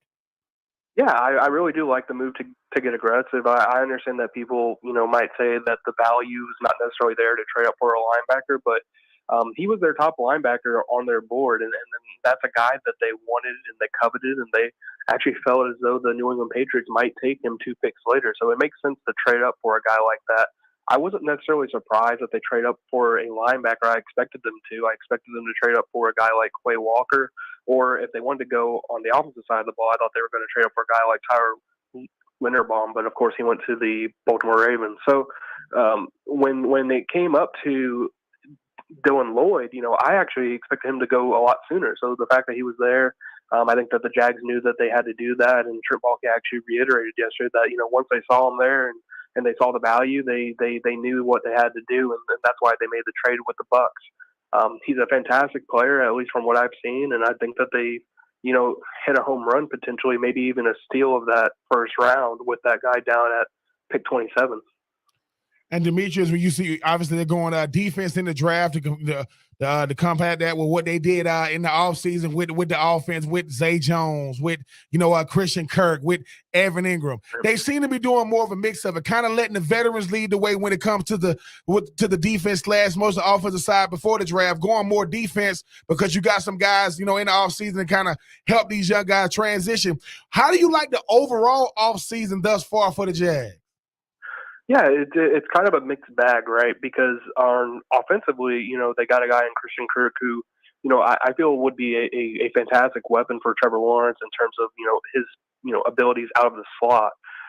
It's when he's moved outside, is he going to bring that second dimension? Because that's sort of not really where he's made his, his money in the NFL thus far. Last season was his best year, and he was played majority out of the slot. So it makes sense that, that would be the place for him. And, at some point, they went out and they got a guy like Evan Ingram, who I really think was probably their best signing or one of their best signings. And then obviously right guard Brandon Sheriff. So offensively, I felt like they did a pretty solid job. Could they have done more? Sure. Can they still upgrade at those skill positions? Absolutely. I think that they might do that later on. Defensively, you're right. They went after, Foley Fatukasi at defensive tackle. They went after Oluwakin at linebacker. So now they've replaced both their linebackers. They got a new edge rusher in Trayvon Walker at one. And so that's sort of the route that they've taken. And I think that they've done a good job. They've rebuilt the defensive front seven, and now they're working their way on the offense likely. Again, no picks until the third round here tonight. Given that they moved up, you think the Jags sit tight, or with 2 third-rounders, do they try to package that and move up and get maybe a better valued guy in the second round? I'm not sure if they're going to package both of them to move up, but if a guy like George Pickens out of Georgia falls, to around that 58 to 64 range right before the start of the third round, I think that they could see the value and try to trade up to get him. I know that they think highly of him. They have a first-round grade on him, actually. So if he's a guy that's there, for the taking late in the second round, I don't see them passing up on that sort of value. So that would be the trade-up that I would look for. And if not, then I think they'll sit tight and probably go ahead and maybe try to address the offensive line. And they could end up going receiver with one of those 2 picks as well. Demetrius, how big of a jump can this young Jags team make? I mean, you look, they seem to be making all the right moves. Trayvon Walker, I mean, when you look at what they was able to get with him with versatility, you talk about a guy in Devin Lloyd, who, I mean, if you had a chance to watch Utah play last year, this guy hit everything that moved with the offseason, giving Trevor Lawrence some stability. Doug Peterson. How much of a jump can this team make from year 1 to year 2? Because I just think year 1, you don't want to call it a mulligan year, but these guys had to deal with so much outside of football. The fact that they could even put a product on the field on Sundays was incredible. Yeah, it actually was incredible that they could even get out there and do their thing on Sundays. So I do think that this year they're going to be vastly improved. I mean, defensively, it's obvious that they've checked the boxes in terms of upgrading the linebacker, upgrading the defensive line, upgrading, slot cornerback and Darius Williams in free agency. They've done their work, and now all it takes is them staying healthy and to playing up to their potential, because absolutely this is a defense that is much better than it was last season already on paper. And I think that they can improve significantly. This isn't going to be a team now that is instantly behind every game and trying to play catch up on offense every single week. That's sort of where they were at last year. And now they can at least, if they can put up some points on offense and they have the pieces now to at least do a lot better than they did last season, then, obviously they're going to improve. They're going to be, maybe in that 6 to 7 win range. And it's hard to project any further than that because we haven't seen them on the field. But, on paper, absolutely, this team looks like it's a much improved squad. And I think that, whatever they do throughout the draft that's remaining is going to indicate, just how much further they're going to be able to improve their offense. Demetrius Harvey, Big Cat Country, joining us. Demetrius, along the lines with Trevor Lawrence, where do they expect him to be in terms of year 2? Are they expecting a big jump in year number 2? Do they look at last season maybe as some stunted development? I won't go as far as say a wasted year, but given all the stuff that happened on the field with guys being told not to go back out on the field because you weren't the start, and all the things that happened there under the previous regime, how do they view Trevor Lawrence in the development? Is this the year they're looking for a big gain, or do they kind of look at last year and say we missed a little bit because of all the dysfunction in the organization? Well, I think publicly they'll tell you, wait and see and take it day by day and sort of, wherever Trevor is in his development, they're going to take it and go from there. But no, I think that they expect a lot from Trevor Lawrence. He was the number one pick last season. I think they expected a lot from him even last year. So this season, absolutely, he's going to have a lot of pressure, and I don't think it's going to come internally necessarily, but they're absolutely going to put a lot on his shoulder and try to, use all of his skill sets and not sort of have, him in a bubble where, they're trying to protect him and make sure that everything's going smoothly. I think they're going to let him try to go out there and win games. And that's exactly what you should expect. You should expect that from a number one pick. And I think that moving forward, absolutely, if they don't see any improvement, then that's a concern. And I don't think that last year, just because it was sort of a mulligan year in terms of his development a little bit, I don't think that that's necessarily going to impact how they feel about how he should play this year, because last year's expectations were higher as well. And Demetrius, I mean, not to compare the two, but you look at what Joe Burrow was able to do in year two. I mean, yes, you got a different cast of characters when you got T. Higgins, you got Jamar Chase, you got Boyd and company. Travis Etienne is healthy. Maybe got to see if Christian Kirk is ready to be a headliner. Zay Jones has been a really, really good complimentary piece. I don't know what they're going to do with a guy like Laviska Shenault and Marvin Jones. Evan Ingram is on a 1-year deal. You got Cam Robinson. Franchising him, trying to get a big time deal done. How dangerous, if they can get all those guys out there at the same time, how dangerous could this Jacksonville offense be in 2022? Absolutely, it can score points. I mean, clearly on paper you can see it. You can see the vision where downfield, you have Christian Kirk, a guy who can beat guys deep inside and downfield. He has the speed to do that. Evan Ingram is a versatile red zone piece who's going to catch balls over the middle of the field and do it well and become the quarterback's best friend. You have Brandon Sheriff, who's, if he's healthy, he's probably the best right guard in the National Football League. And then you have other pieces, that are there that, are still developing, like a Walker Little at right tackle. You have the protection there. You have the protection necessary. So absolutely, this offense can be better. I don't expect it to be significantly better than last year, just because that's the nature of everything. I don't necessarily think that they're going to make that Joe Burrow jump because, they don't have a Jamar Chase. They don't have guys that are already in-house and able to do it. So, sure, they can make a pretty big jump, but I don't think it's going to be that much. Demetrius Harvey, Big Cat Country, our guest here on 3 and Out. Demetrius, really appreciate the time. Thanks so much. Appreciate you guys. Take care. Appreciate it. And the Jags have to wait until round number 3 tonight. Ben, the Jacksonville Jaguars, I'm trying to find it here in my notes, do not pick until the 3rd round. They have 2 picks there in the top 10 of the 3rd round. But the reason for that is you moved up and you got Devin Lloyd last night. He said, hey, if George Pickens falls enough, that might be fantasy land thinking here in the 2nd round. But we do have multiple picks in the 3rd. Could you package up and say, while we had a volume of picks, as we go through this thing, we may not need a volume of players, but if we can package these things and get the quality quotient up, we could be good here. Nothing is out of the realm of possibility, and that's why it's good, Kevin, to have not just multiple picks, but multiple picks in the same round. Because guys, everybody wants to build through the draft. Everybody wants to get younger and cheaper. And I think that when you look at this Jags team, when we get the name of all these guys, I mean, Zay Jones, we get the name of Christian Kirk and Travis Etienne in his 2nd year as a pro, really his 1st year because he missed all of last year. Trevor Lawrence going into his 2nd year. Cam Robinson, he's the guy that's being franchised. You talk about a guy like, Devin Lloyd. Talk about a guy like Trayvon Walker. Talk about a guy like, Allen going into his 5th year. You got a bunch of your core pieces, right? It's good to have your core. Now that I got my core, okay, how do we add depth? Depth is this. When the starter goes out, whether through injury or just, getting a breather, do we miss a beat? Because, Kevin, the 2nd string, quote, in any division, in any level, is not the same. Pop Warner is not the same. High school is not the same. College it's like miles and miles away from the NFL. It's not as big of a drop-off, but if it is, I don't want you to feel it. I don't want you to be able to understand because they got a 2-headed monster and everything else. I think, Kevin, though, I don't want to get another tight end because I like Evan Ingram. He can't play every snap, not the best blocking tight end, so you're going to have to probably try to address that maybe in the 3rd round. We've got more to come. We'll look at the Falcons draft when we come back. Quite a night, but they have a bigger night upcoming here in the second and third rounds. What do they look to do? Talk about it next. Here it's 3 and Out on the Southern Pigskin Radio Network.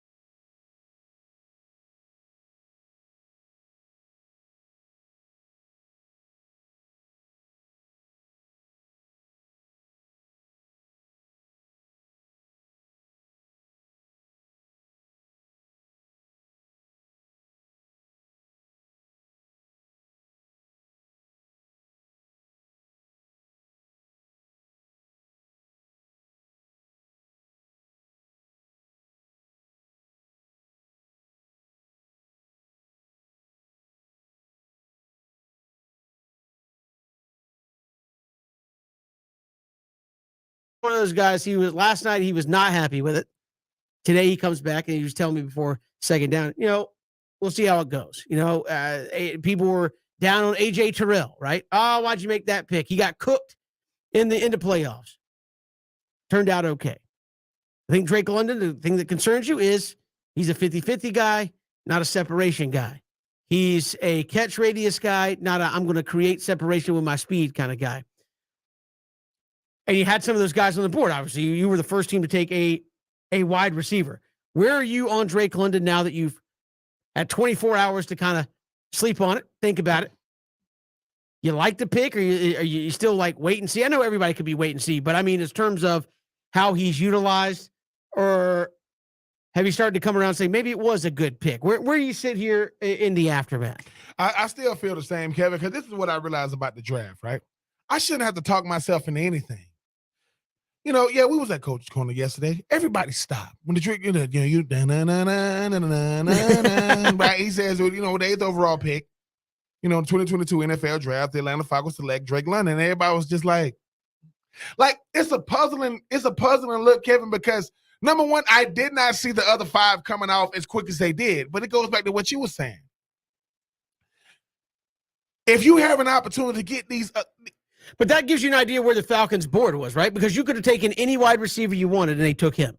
So they had him obviously rated as the number one guy. I would think. Yeah, I'm look. Let me just call this what it is, because the people go, look, this is not necessary. This is not as big of an indictment on Drake London. It's more of an indictment on the fact that he was the first receiver taken when this. And can we finna go back? Darius Hayward-Bay, right? Michael Crabtree. This situation, Michael Crabtree goes second because he was coming off a foot injury, and what did I say? Darius Hayward-Bay was fast, super duper fast. The thing about Drake London is he can play, obviously, but Chris Olave, people talking about him in 2021, 2020. Garrett Wilson, they say he was the best route runner.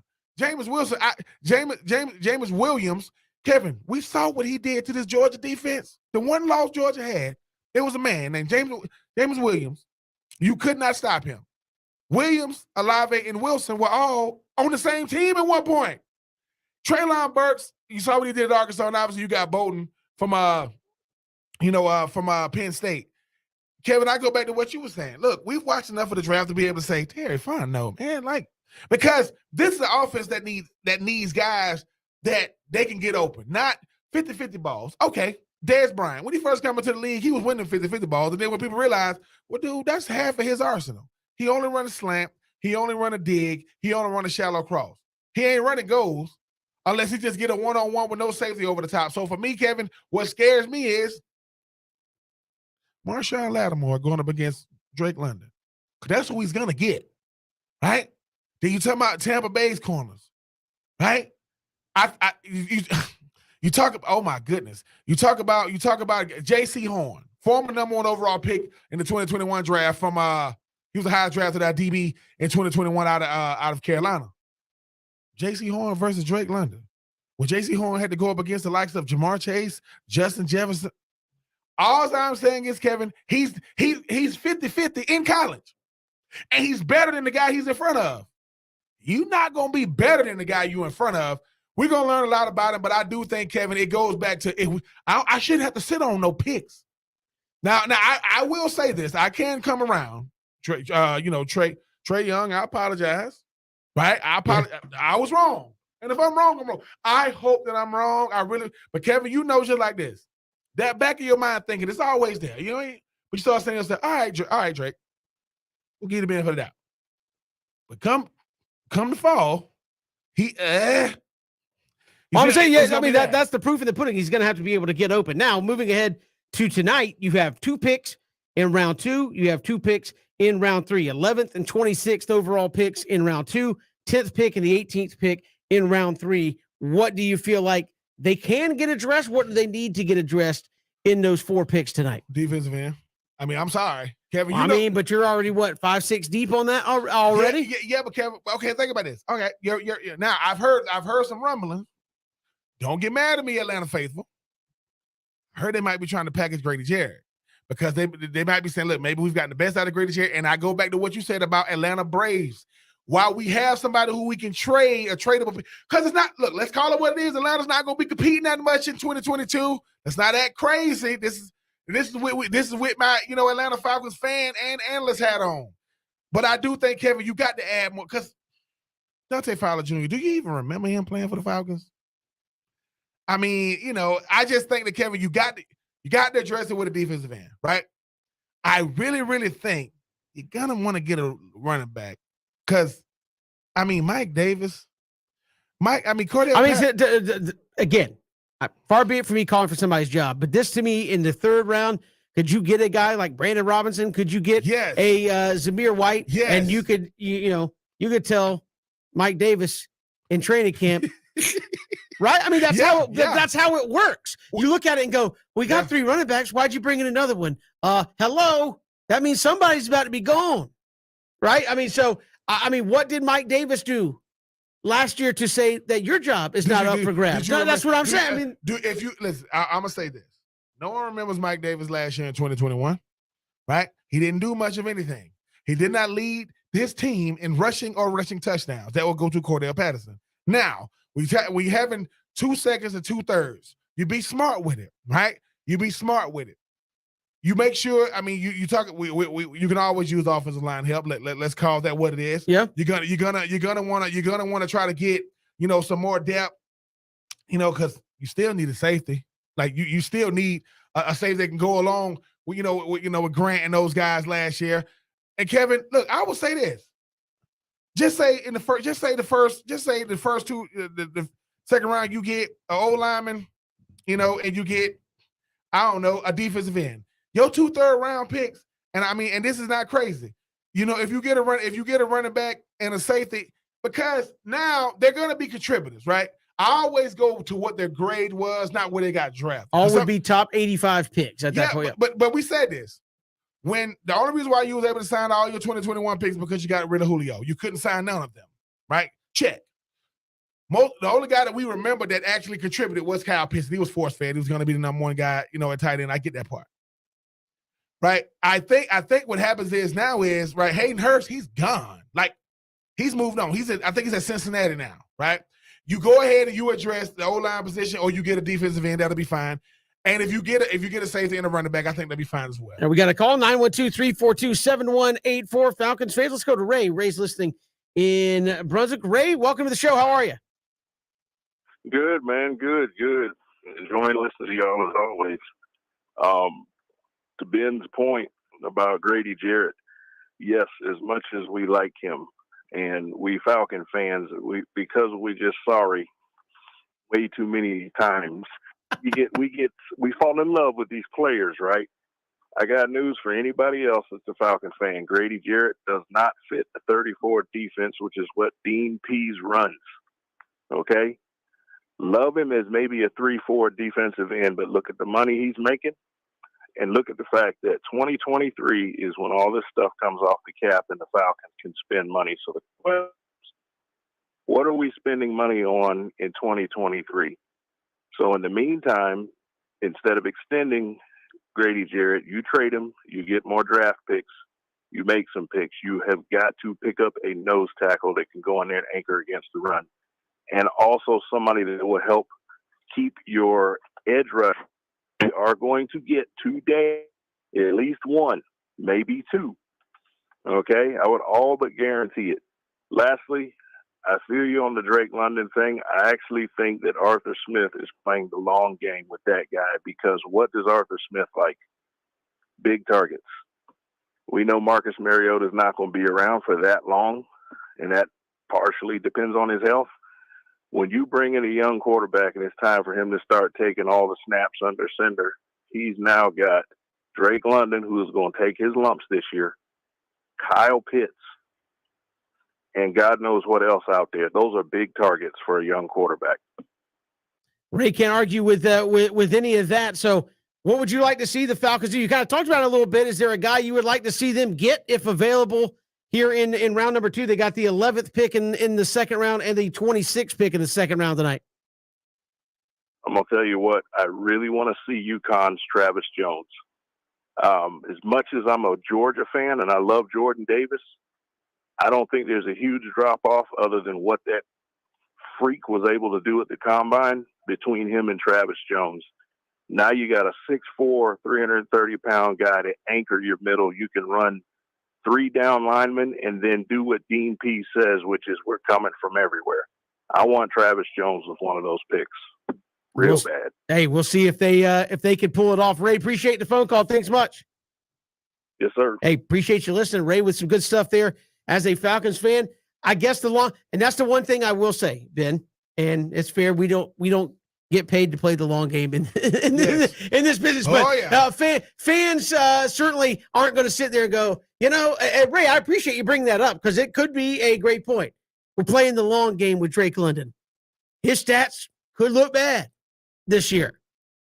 But if you get a quarterback to come in and give him the help prior, it's not a bad thing. And I actually, when you talked about building teams before, Ben, I've actually said get the pieces first and then get your quarterback in there. Maybe that's what Atlanta's trying to do. So, I think the worst thing you can do to a guy in the National Football League is what happened to David Carr. Go get a big man. You got nothing to help you out with. The Blaine Gabbarding of quarterbacks, if you will, where you're like, hey, man, you're our guy. Okay, where are the rest of my guys? You're our guy. And you put your young quarterback out there and say, we expect you to be successful with pieces that have proven to not be uberly successful in the National Football League. Maybe Atlanta building it a little bit in reverse here. Get all the pieces in place you can, and then get the quarterback. Yeah, because Kevin, I don't know if that's true, but I mean that would explain Drake London. I will say this: if Drake London definitely going to go through his bumps and bruises, take his lumps, and be able to become a pretty good solid pro. You know what Kyle Pitts is. If you could add a running back in this year's draft, these guys are coming in and learning under the same under Ricky Deals. We'll see what happens, Kevin, but. The fact that Marcus Mariota is not going to be here, well, who is going to be here? That is the biggest question. We've got more to come 3 and Out on this Friday all across the Southern Pigskin Radio Network.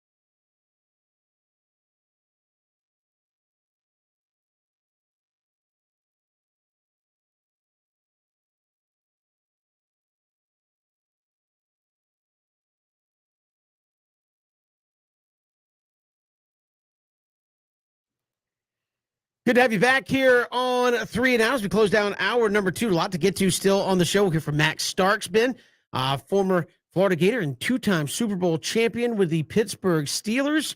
We'll talk to him about the draft. Only one quarterback went in the draft, and it was to Pittsburgh with a guy who played for Pittsburgh.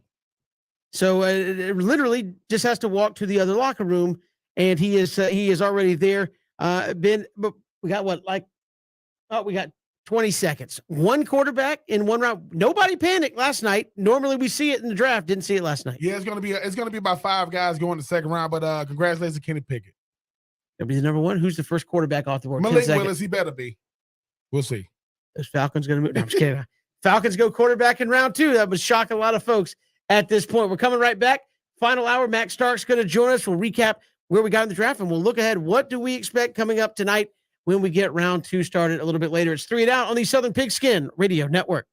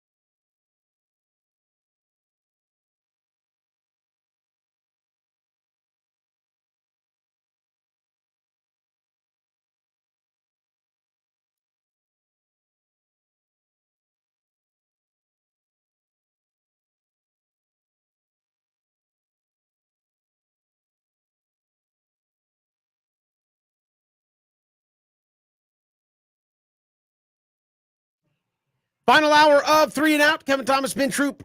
Glad you are with us. Max Stark's going to join us in about 20 minutes here on 3 and Out. We'll talk about the first round of the draft. And then Trayvon Walker, number 1, Georgia Bulldogs, dominating 5 guys off defense, and one who many were just convinced was a lock to go in the first round. Kobe Dean did not. Otherwise, it would have been 6 defensive guys in the first round.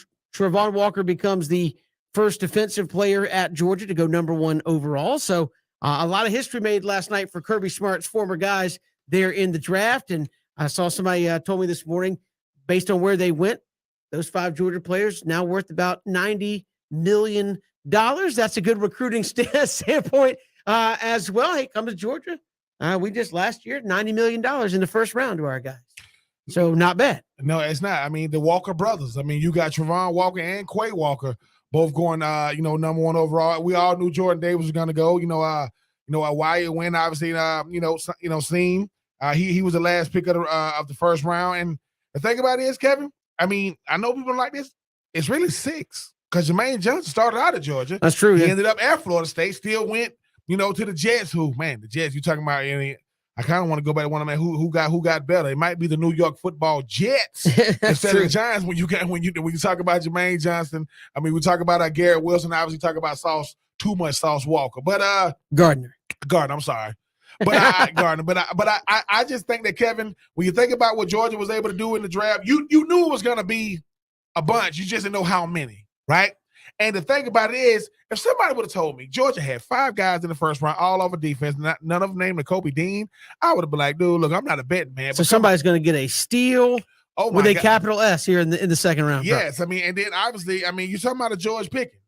That's another guy that was slated to go potentially in the first round, but Georgia was the headliner all season. 2021, it was the year of the dogs, right? They won it all. Didn't win the SEC, still won the national championship. Went to the college football awards. Dominated there. Jordan Davis was the talk, was the toast of the town, unless you had to deal with him as an offensive coordinator. Kobe Dean hit everything. That move, I was talking with our own Christian Gokill. I asked him, I said, man, how does Kirby get a guy like the Kobe Dean? He said he showed him a table of Roquan Smith. Well, okay, I can come. Best player in Mississippi, 4 years ago. Quay Walker was a guy that was slighted. But yeah, Kevin, I think that when you look at what Georgia did, I mean, look, they won it all, and you already know NC Media is going to be crazy, right?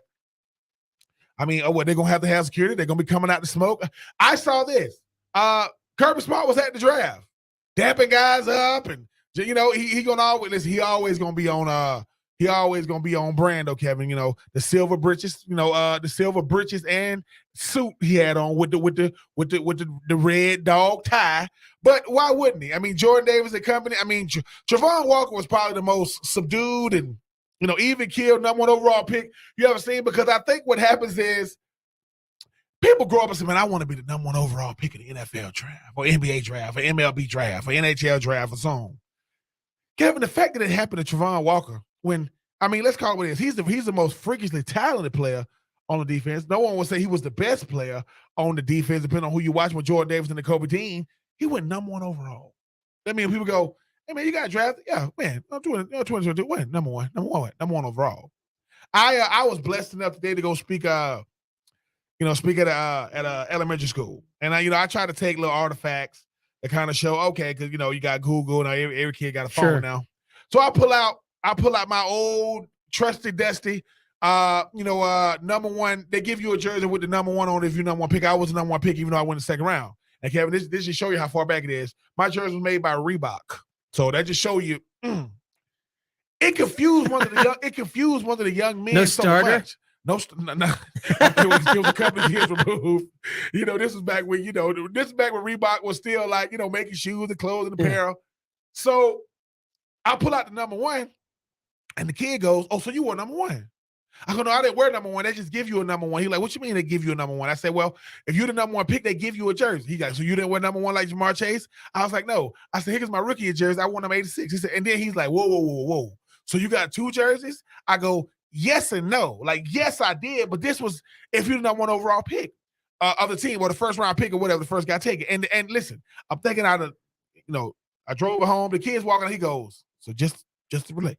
You didn't wear number 1. I did not wear number one. He goes, well, why not? They gave you the number, didn't they? So I just think that it's so by the rules. Were you even allowed to wear number one? No. Yeah. No. It's like no. But I think the thing about Trayvon Walker is if you are him, and obviously you went from late round, mid round, top 10, number one, and this happened in what, a week? This happened in all of a week, and you look at the upside, Kevin. I think sometimes certain teams look at guys and go, dude, because I don't know how good he can be, that's good enough to be number one. Why? Because I think we get too enamored with he's the number one. The number one overall pick doesn't mean I was, quote, the best player in this year's. That's not what it means. That means that when I look at all the intangibles, I check him off across the board. When I look at the ceiling, he has no ceiling, right? He's a guy that can do anything. Like you say, Kevin, he can be, a first team All-Pro 3 years and go to 7 Pro Bowls or don't go to any. I don't think it's necessarily his fault where he turns out, because being the number one overall pick in anything is going to be hard. I mean, LeBron got everybody thinking that's what it's going to be the barometer in the NBA. Not happening. Some kid told me, wait a minute, man. Why aren't you still playing football no more? Tom Brady. I said, is my name Tom or Brady? No. So, but I am happy for the University of Georgia because, Kevin, like I said, Georgia's one of the 8 teams that can win it all, and they won it all.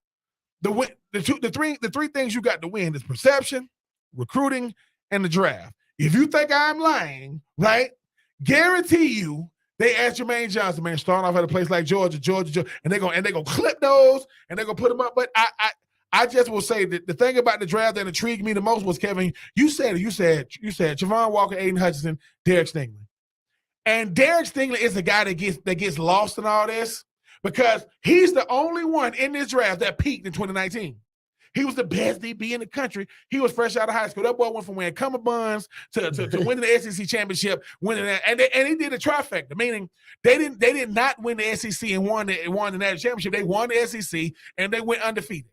And a lot of people thought, well, where is he going to go? 3rd overall.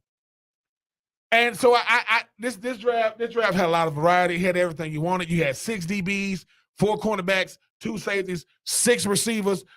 Welcome to Tennessee, Traylon Burks. Goodbye, H.A. Brown. Goodbye, Marquise Brown from the Ravens. But Kevin, it was all the intrigue that you wanted. I mean, you still had the O-line, you still had the D-line, you had 1 quarterback. But I just think that now it's on the perimeter, protecting the quarterback, rushing the quarterback, give me a quarterback. You know what's scary?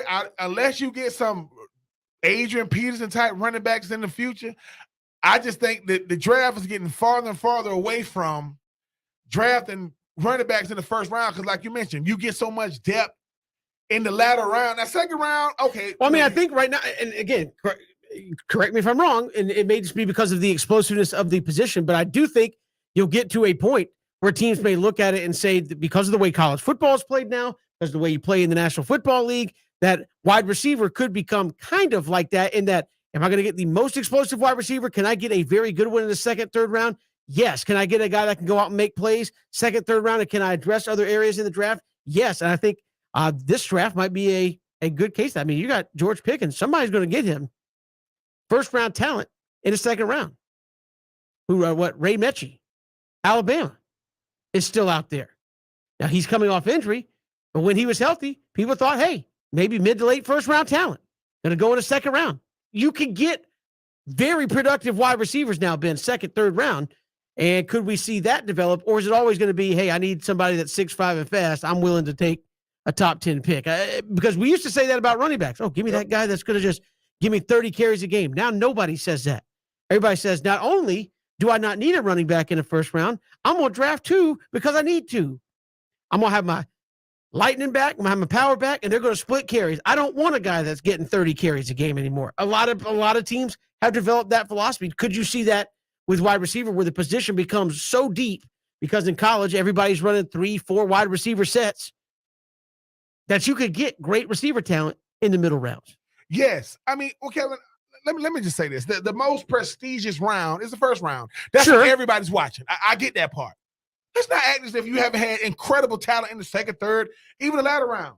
I mean, Anquan Bolden ran a 4.7 when he came out. His first game in the NFL, 200 yards receiving, right? Went on to have an incredible career, right? I think what Gronk, the greatest tight end of all time, went in the 2nd round, right?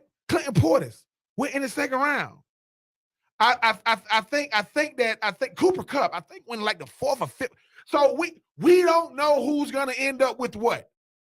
But this is when you start making your money. The first round, Kevin, is half how they play and half perception because everybody's watching. Now, New England don't care. New England do not care. Okay, they let you know. And I'm happy for the young man, Mr. Strange.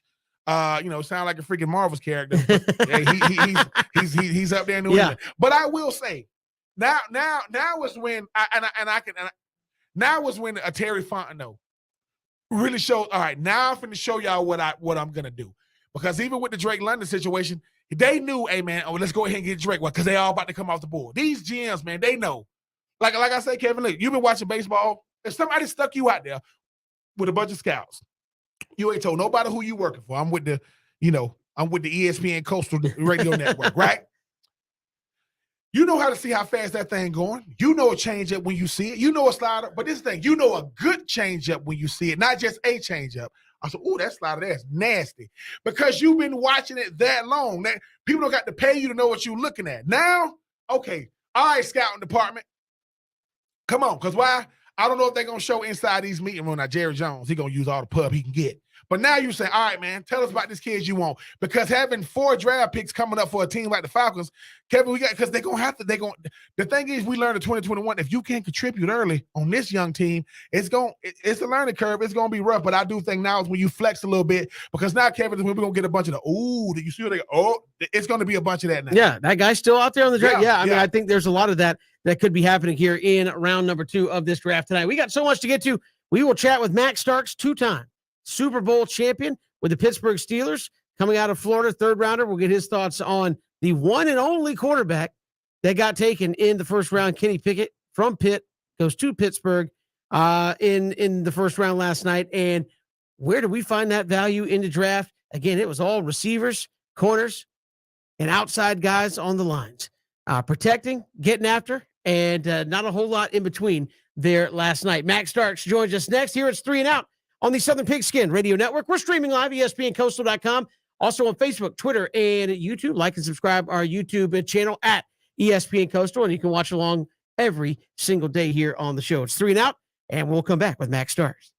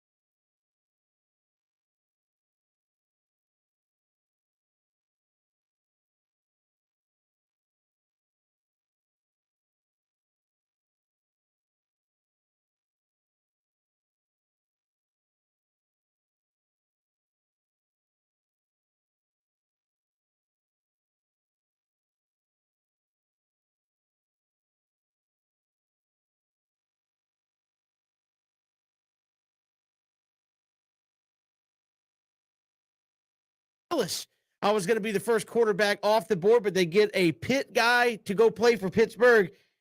What's the kind of thought there about Kenny Pickett and what he brings to the organization? Well, I think the biggest thing is he literally has to go in the door and go to the left instead of the right. I think that's the biggest thing that Kenny Pickett has to fight, that urge, because the Steelers and the Panthers split a facility over on the south side.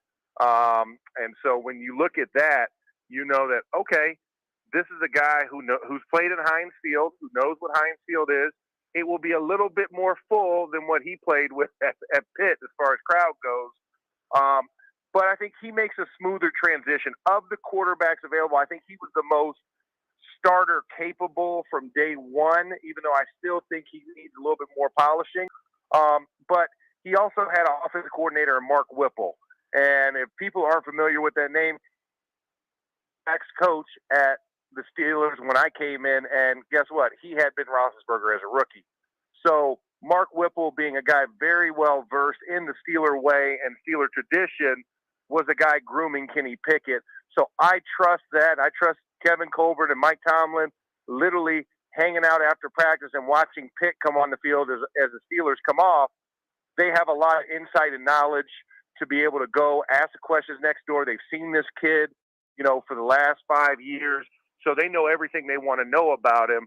So I think this is one of those where I got to trust the GM and trust the head coach on this pick and say that he might be the best fit of the quarterbacks. And that also shows you that Mitch Trubisky is not necessarily an answer. He's a bridge. And I think that kind of got, completely answered by us, that he is not the future. And also Mason Rudolph is not the future. Max, when you talk about a guy like Ben Roethlisberger, 18 years ago, I didn't have to get another first-round pick until last night. You talk about a guy, like Mason Rudolph, like Mitch Trubisky. How much these guys understand it? Watching the draft lets you know what your role going to be. Mitchell is obviously going to be, pinned to be the opening day starter, but he knows, look, man, you will play until the young guy's ready, and you're going to play starter as well as helping groom this new guy. Yeah, no, that's exactly what it is. I mean, this is that moment we dread, Troop, right? You don't want to watch the draft, but you still got to keep that side eye on the draft. Like, hey, what they doing? What y'all doing? Whoa. You kind of have that mentality where you're like, okay, this is what the organization thinks of me. If I'm a guy that's looking for a contract extension next year, you're looking at those top 3 rounds. Like, are they drafting my replacement? Hell, look at A.J. Brown. They literally traded him to Philly because they wouldn't give him, $20+ million.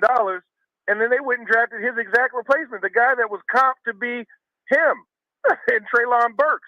So I think when you look at that, you understand it's a tough decision. And at the end of the day, this is a business. And businesses are out to make money. If you're in business to lose money, you are not supposed to be in business. And I think that's kind of one of the key roles that we have to learn. So you watch that with the side eye. Mr. Trubisky knew he was on a prove-it contract.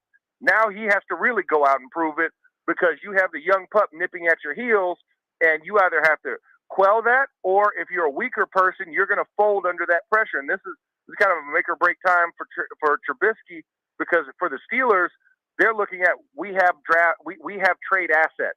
Who's it going to be? Are we trading Kenny Pickett, or are we trading Mitch Trubisky? The choice is yours, right? Red pill, blue pill. Think Matrix.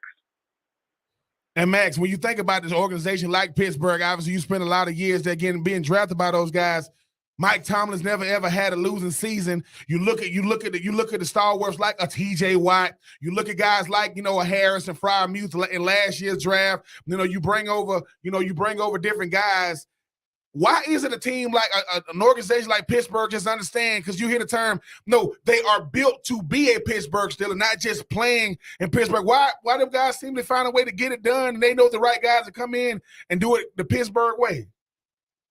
Well, I think the biggest thing is culture establishment, right?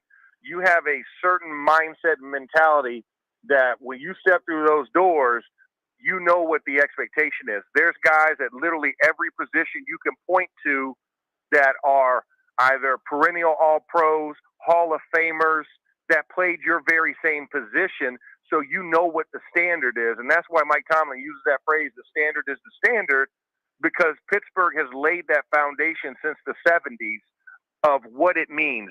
You are going to be tough. You are going to be smart. You are going to play 4 quarters of football and sometimes over that, but you will never quit. You will never give up, and you'll never look down. I think that was indicative. I think Ben embodied that when we look at last season. You know, how many times Ben tried to come back from being down 20-plus points and finding a way to never give up until the last moment. I think those are the things that, you know, embody that. So people have an identification. Just like we see brand names, you know, when you see the Nike swoosh, man, that's a good shoe. I need to go get me a pair of those, you know? And I think that's the same thing. When I go to McDonald's, wherever in the world it is, I know what a number 1 is.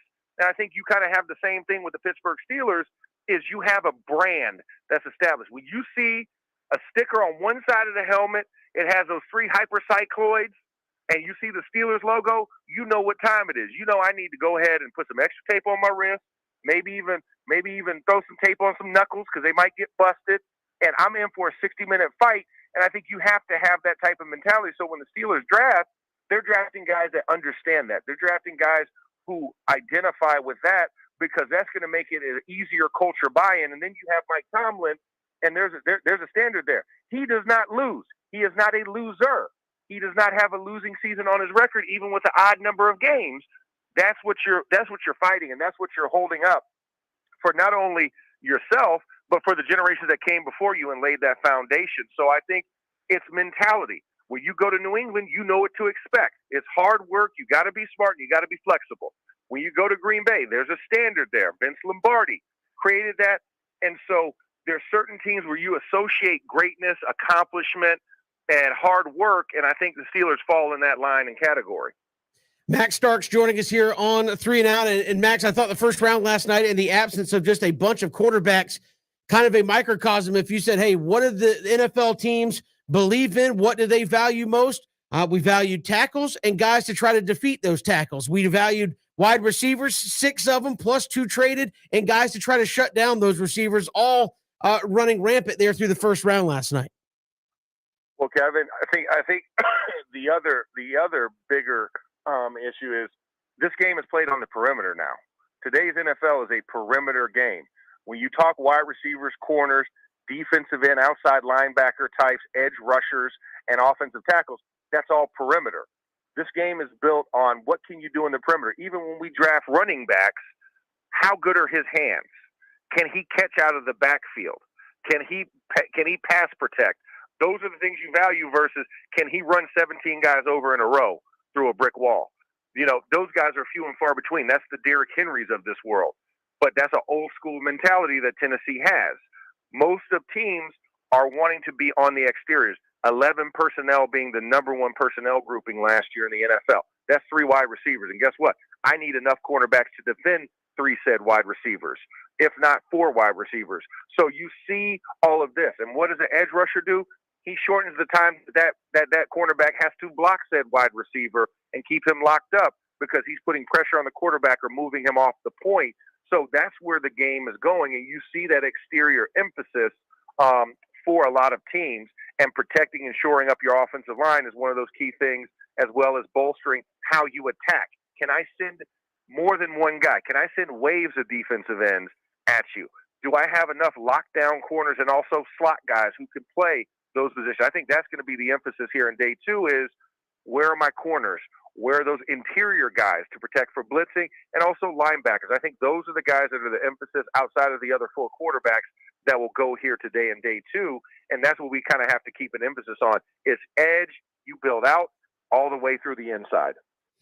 And Max, finally, when you think about the draft, as you mentioned today too, you still got a lot of quality players still left out there. But you being a guy that played the left tackle position at such an extraordinary level, you look at a guy like Evan Neal, who was supposed to be the consensus number 1 overall pick, ends up sliding, if you want to call it a slide, still went in the top 10. You talk about the game being played on the perimeter. You talk about them guys that rush the passer, but what is more likely to be the next iteration of these big time players on the inside? Is it going to be the Aaron Donalds of the world and him, he birthed the next generation of D tackles, or do you still think it's going to be the Trayvon Walkers, the Aiden Hutchinson, the Bosa brothers, Devon Millers? Do you think it's going to be inside or outside? I think it's still outside. I mean, Aaron Donald is such an outlier and a once in a generation type of player. You want those guys. You want to see them. But like you said, you're not getting Reggie White. You're not getting Trevor Price. You're not getting Bryant Young.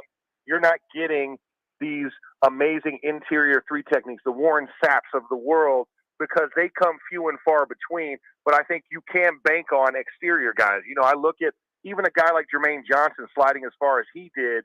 Like, Jermaine Johnson was a steal at the end of the draft, and the Jets went back into that first round pool to get him because he was slated as a top 10 talent. This guy was not supposed to go past the Washington Commanders. And he falls, and now it's a great value. I think everybody still values the edge because you still have Von Millers, right? Von Miller just got a hefty contract to go to Buffalo. Chandler Jones gets paid through the nose to go to Las Vegas from Arizona. They still value and covet those guys because they know it's harder to find Aaron Donald than it is to go find an edge guy. And if I can get at least volume, more often than not, I'm going to hit versus being wrong. And I think Jacksonville, yes, you got a tremendous ceiling talent for Trayvon Walker, but I still think your biggest issue is, who did you draft number 1 overall last year? And what did you draft at the end of the first round at 32? You drafted a quarterback and a running back. Where do they play? In the backfield.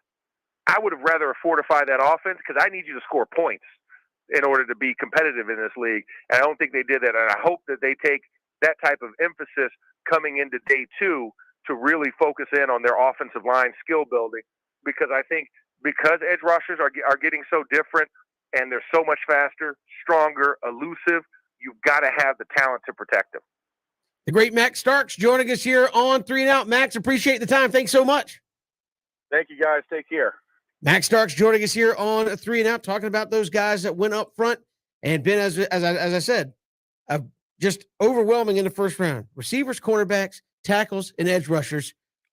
We're drafting guys to make plays, and we're drafting guys to stop them from making plays. Seems pretty straightforward. Only no running backs. Yeah. One quarterback. Yeah. I think maybe one interior, maybe 1 or 2 interior offensive linemen, and 1 or 2 linebackers, and that's it. Everything else, as you said, was stop me on the outside and protect on the outside. Yeah, Kevin. I mean, you even called it. You had Derek Stingley Jr. going number 3 overall, and then you see Sauce Gardner go number 4 overall, and then you get down, to the Falcons. They get Drake London. Then you talking about Traylon Burks. Then you talking about Olave. Then you talking about Garrett Wilson. Then you talking about Dotson out of Penn State, and then all of a sudden, you talking about being able to say, hey man, you get seen at the end, at the last pick of the first round of safety. But then you get a guy, like Kyle Hamilton, which I think was a steal. But the thing about the National Football League, it doesn't change certain things. You get a guy like Trevor Lawrence, you want to give him help, right? But then next thing you want to be able to build this thing. I just think that the National Football League is all about who can I get right now to be key contributors right now. Coach Sela up there, with the Jets, he's up there yelling. I mean, I know I was doing the whole too much sauce all night. Yeah. He was yelling sauce because in his mind, I got the best cornerback in the draft. I think it ended up being, if I'm not mistaken, it ended up being 4 cornerbacks going. Kyrie Elam and McDuffie, coming from UW. You got to have. I need a lockdown guy on the outside, and I need a slot guy that can, because it's going to be 3 wides. Because last time I checked, people, I mean, I'm just saying. I mean, when you look at the Rams last year, all I'm saying is you got a lot of guys to deal with. So yeah. I think, Kevin, that when it comes to the draft, though, it's going to be crazy. Day 2 is going to be wild. But if you win the first round yesterday, you are slated to not just be a key contributor, a starter from day 1. Yeah. Again, nobody running 2-back sets much anymore in the National Football League. We got more to come here. It's 3 and Out on the Southern Pigskin Radio Network.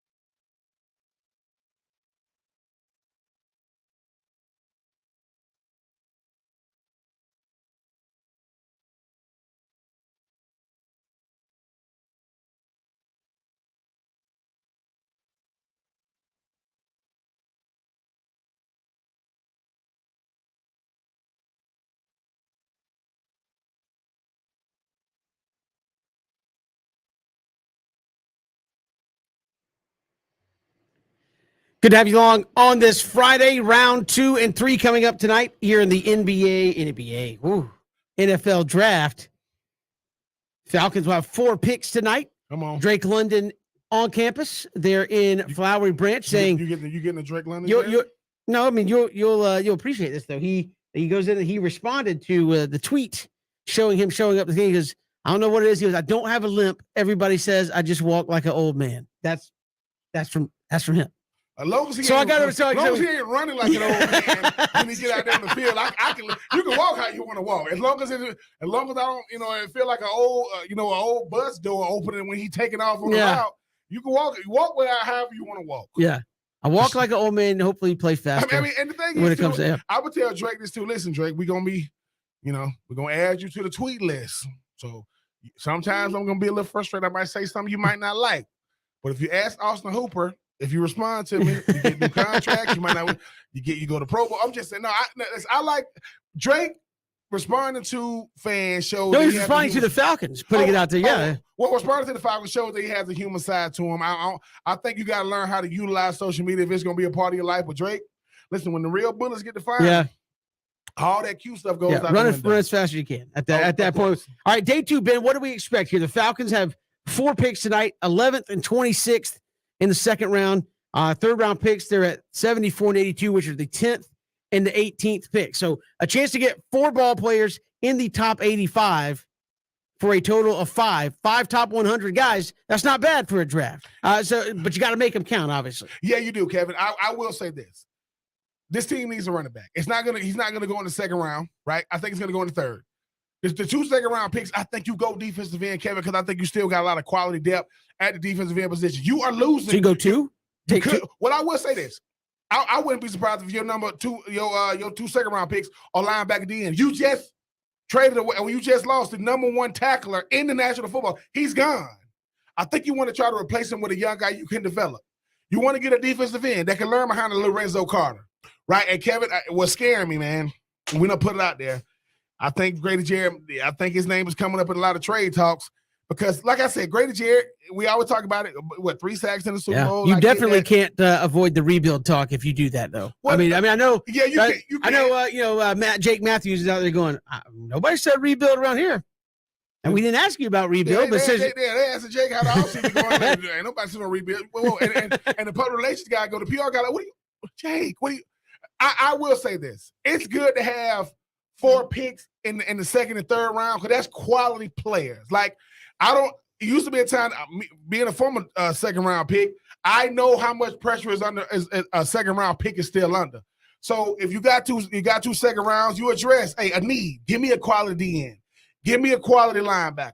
And it's the 2 third round picks, Kevin. Do you go running back, O-line? Because now, do you shy away from anything that doesn't get you more picks? Are you shying away from moving up because you need players, plural, not just a player? I mean, you need so much. Would you rather take more players versus 1 really good player? I'd rather take more because because no matter what, the entire draft from pick 1 to pick 253, that is potential.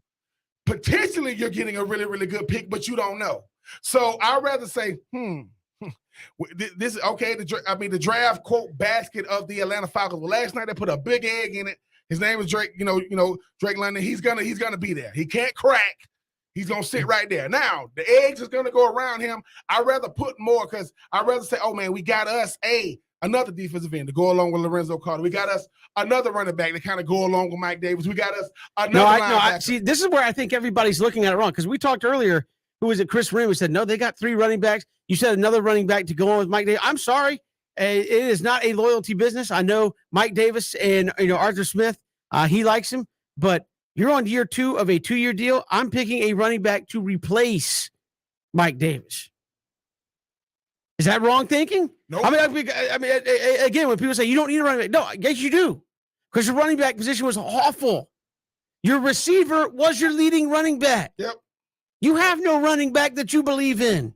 And we love Mike Davis. No, you don't. How do I know that? Because Cordarrelle Patterson was the leading rusher last year. So I'm looking for. I don't think it's crazy at all. I think if you take a guy in the 3rd round, that is the guy to probably beat Mike Davis out in training camp. No. Mike, You know, And I'm not saying that because I have anything personal against Mike Davis, but the numbers, you can get somebody that's younger that can do that. Well, I mean, think about this. Okay, if you are a veteran and you're watching the draft, right? I mean, Jamal Anderson, the running back Jamal Anderson, Dirty Bird. Yeah. He's watching the draft, working the draft, and quote, his signal went out back when they drafted a running back. He like, who they get? He go, Najee Davenport. I'm just saying, if Davenport. I'm Mike Davis, I'm praying the Falcons don't draft a running back here. Listen, Mike Davis knows this. You have these things called camp casualties, right? You know, you have these things, you know, these guys, you know, I mean. And he has a contract worth casualty. And he has a contract worth eating. I mean, quite frankly. He does. And Kevin, let's face it. I mean, we're giving you a year. I mean, what? Veterans don't get another year. Like, veterans do all they can to get to that second or third contract. At this point, I should know what you are. Now, are you as fast as you used to be? No. Are you, can you create some level of leadership amongst the team and your position group and your side of the ball? Yes. Now, Mike Davis might be getting it done with the leadership part and creating camaraderie. It ain't happening on the field. The first one has to be production. It has to be that. Von Miller, going to year like 12, just got a big contract with Buffalo for what he meant to the LA Rams defense in the postseason. I think so for me, Kevin, you're right. If they get a running back, Mike Davis is gone. Not because, like you said, it ain't personal. The goal is to get younger. The goal is to get cheaper and get better all at the same time. I know that sounds crazy. Young, cheap, better. Arthur Blank is not a billionaire because he spends money. No. But my whole point in that is if you don't do anything else, why would you expect the offensive backfield to be any better? And again, Cordarrelle Patterson, his value is not to be a 20 carry a game guy. If we're looking at this thing going, Arthur Smith, we're trying to build the Tennessee Titans in Atlanta, well, why didn't Mike Davis play more? Yeah. And really, we know why he didn't play more, right? Because he wasn't as productive. So to me, I whenever I get talked off of running back here, I go get one, because chances are at worst he'll be number 2 behind Patterson and could be a big back. And I know you went out and signed it. Well, I will say this too, right? Cordarrelle Patterson didn't play running back because, you know, we wanted to show him off. He played it because you needed him. He had to. Like he had to. So Kevin, think about how much gadgety, because you're going to have certain gadgets. You know, everybody wants a Debo Samuel, right? Cordarrelle Patterson, he ain't Debo, but he's the Atlanta version of it. If I got, you know, Drake, I got, I got Alden Tate, you know, I got Kyle Pitts, and I add me a running back. Now I can act, because Kevin, let's face it, we don't know how the running game is actually looking at under Arthur Smith. And you got Damian Williams. I mean, yeah. So I will. But I think if you draft somebody even in the 3rd round, they got a great chance at being number 2. I mean, I think they really do. And you always want a veteran to show the young boys the rope. I mean, people say they are always drafting your replacement. They are. Let me tell people something. Not only are they drafting your replacement every year, in a sense, what you think recruiting is? That, like, everything that happens in the NFL shows you in college. I'm a part of a recruiting class. You already got a bunch of players already there. I'm a part of, quote, the number 1 recruiting class. I'm the number 1 said position at my position. And then I got to go in there and compete. Then I got to go in there and say, how can I become the best player in this position group, in this room? Well, what you think happened next year? Here come another recruiting class and another one. So I got to beat out the guys currently on the team and the new guys coming to the team. That's the National Football League. When I get drafted, Aaron Kinney, a tight end that got drafted out of the University of Florida in the second, I think at the bottom of the second, early 3rd round, was there 5 years before I got there. You know why he took me under his wing? Because he knows at the end of the day, while I might be grooming the guy here to take my job, he needs me. Why? Because we are reflections of each other until we are not. And quarterback is different because they're the only one out there. Well, the last thing you want is when you go to the staff meeting room and they're saying, what the hell going on with the tight ends? Because they ain't going to say, oh, EK looks good, Ben looks bad. Listen, somebody told me this. Whoever you choose to marry in life is your choice. Whoever you get paired with in business, it's not. That is not your choice. So I think, Kevin, you are right. Mike Davis shows, look, we gave you an opportunity to be the bell cow. Sure. And it didn't work. So we got to go out and get younger, get cheaper, get better. Mike Davis knows this might be his last, watching the day might be his last day in Flowery Branch, because like you say. Yeah, 30 seconds. Who would you like to see him take if they go running back? Oh my goodness, man! I mean, you talking about Robinson from Alabama? Get one of the Georgia guys, Amir White. I mean, there's a Damian Pierce down there with the University of Florida that I would definitely. If you're looking for a straight power back, yeah, I mean, yeah. I think Kevin, any one of those backs. I'm sorry, any one of them at this point is going to be a better, better than what we have right now with Mike Davis. We've got more to come here. Round 2, right around the corner. It's 3 and Out. Southern Pigskin Radio Network.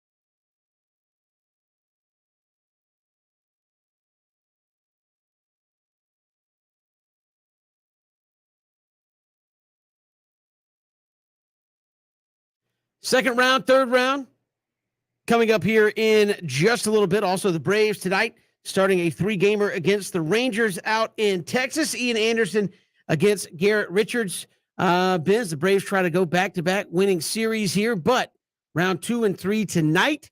What are we talking about on Monday as it pertains to the Falcons and Jags? Are we talking about A pluses? Are we talking about did good enough? What do you think we're feeling after you make the splash in the first round?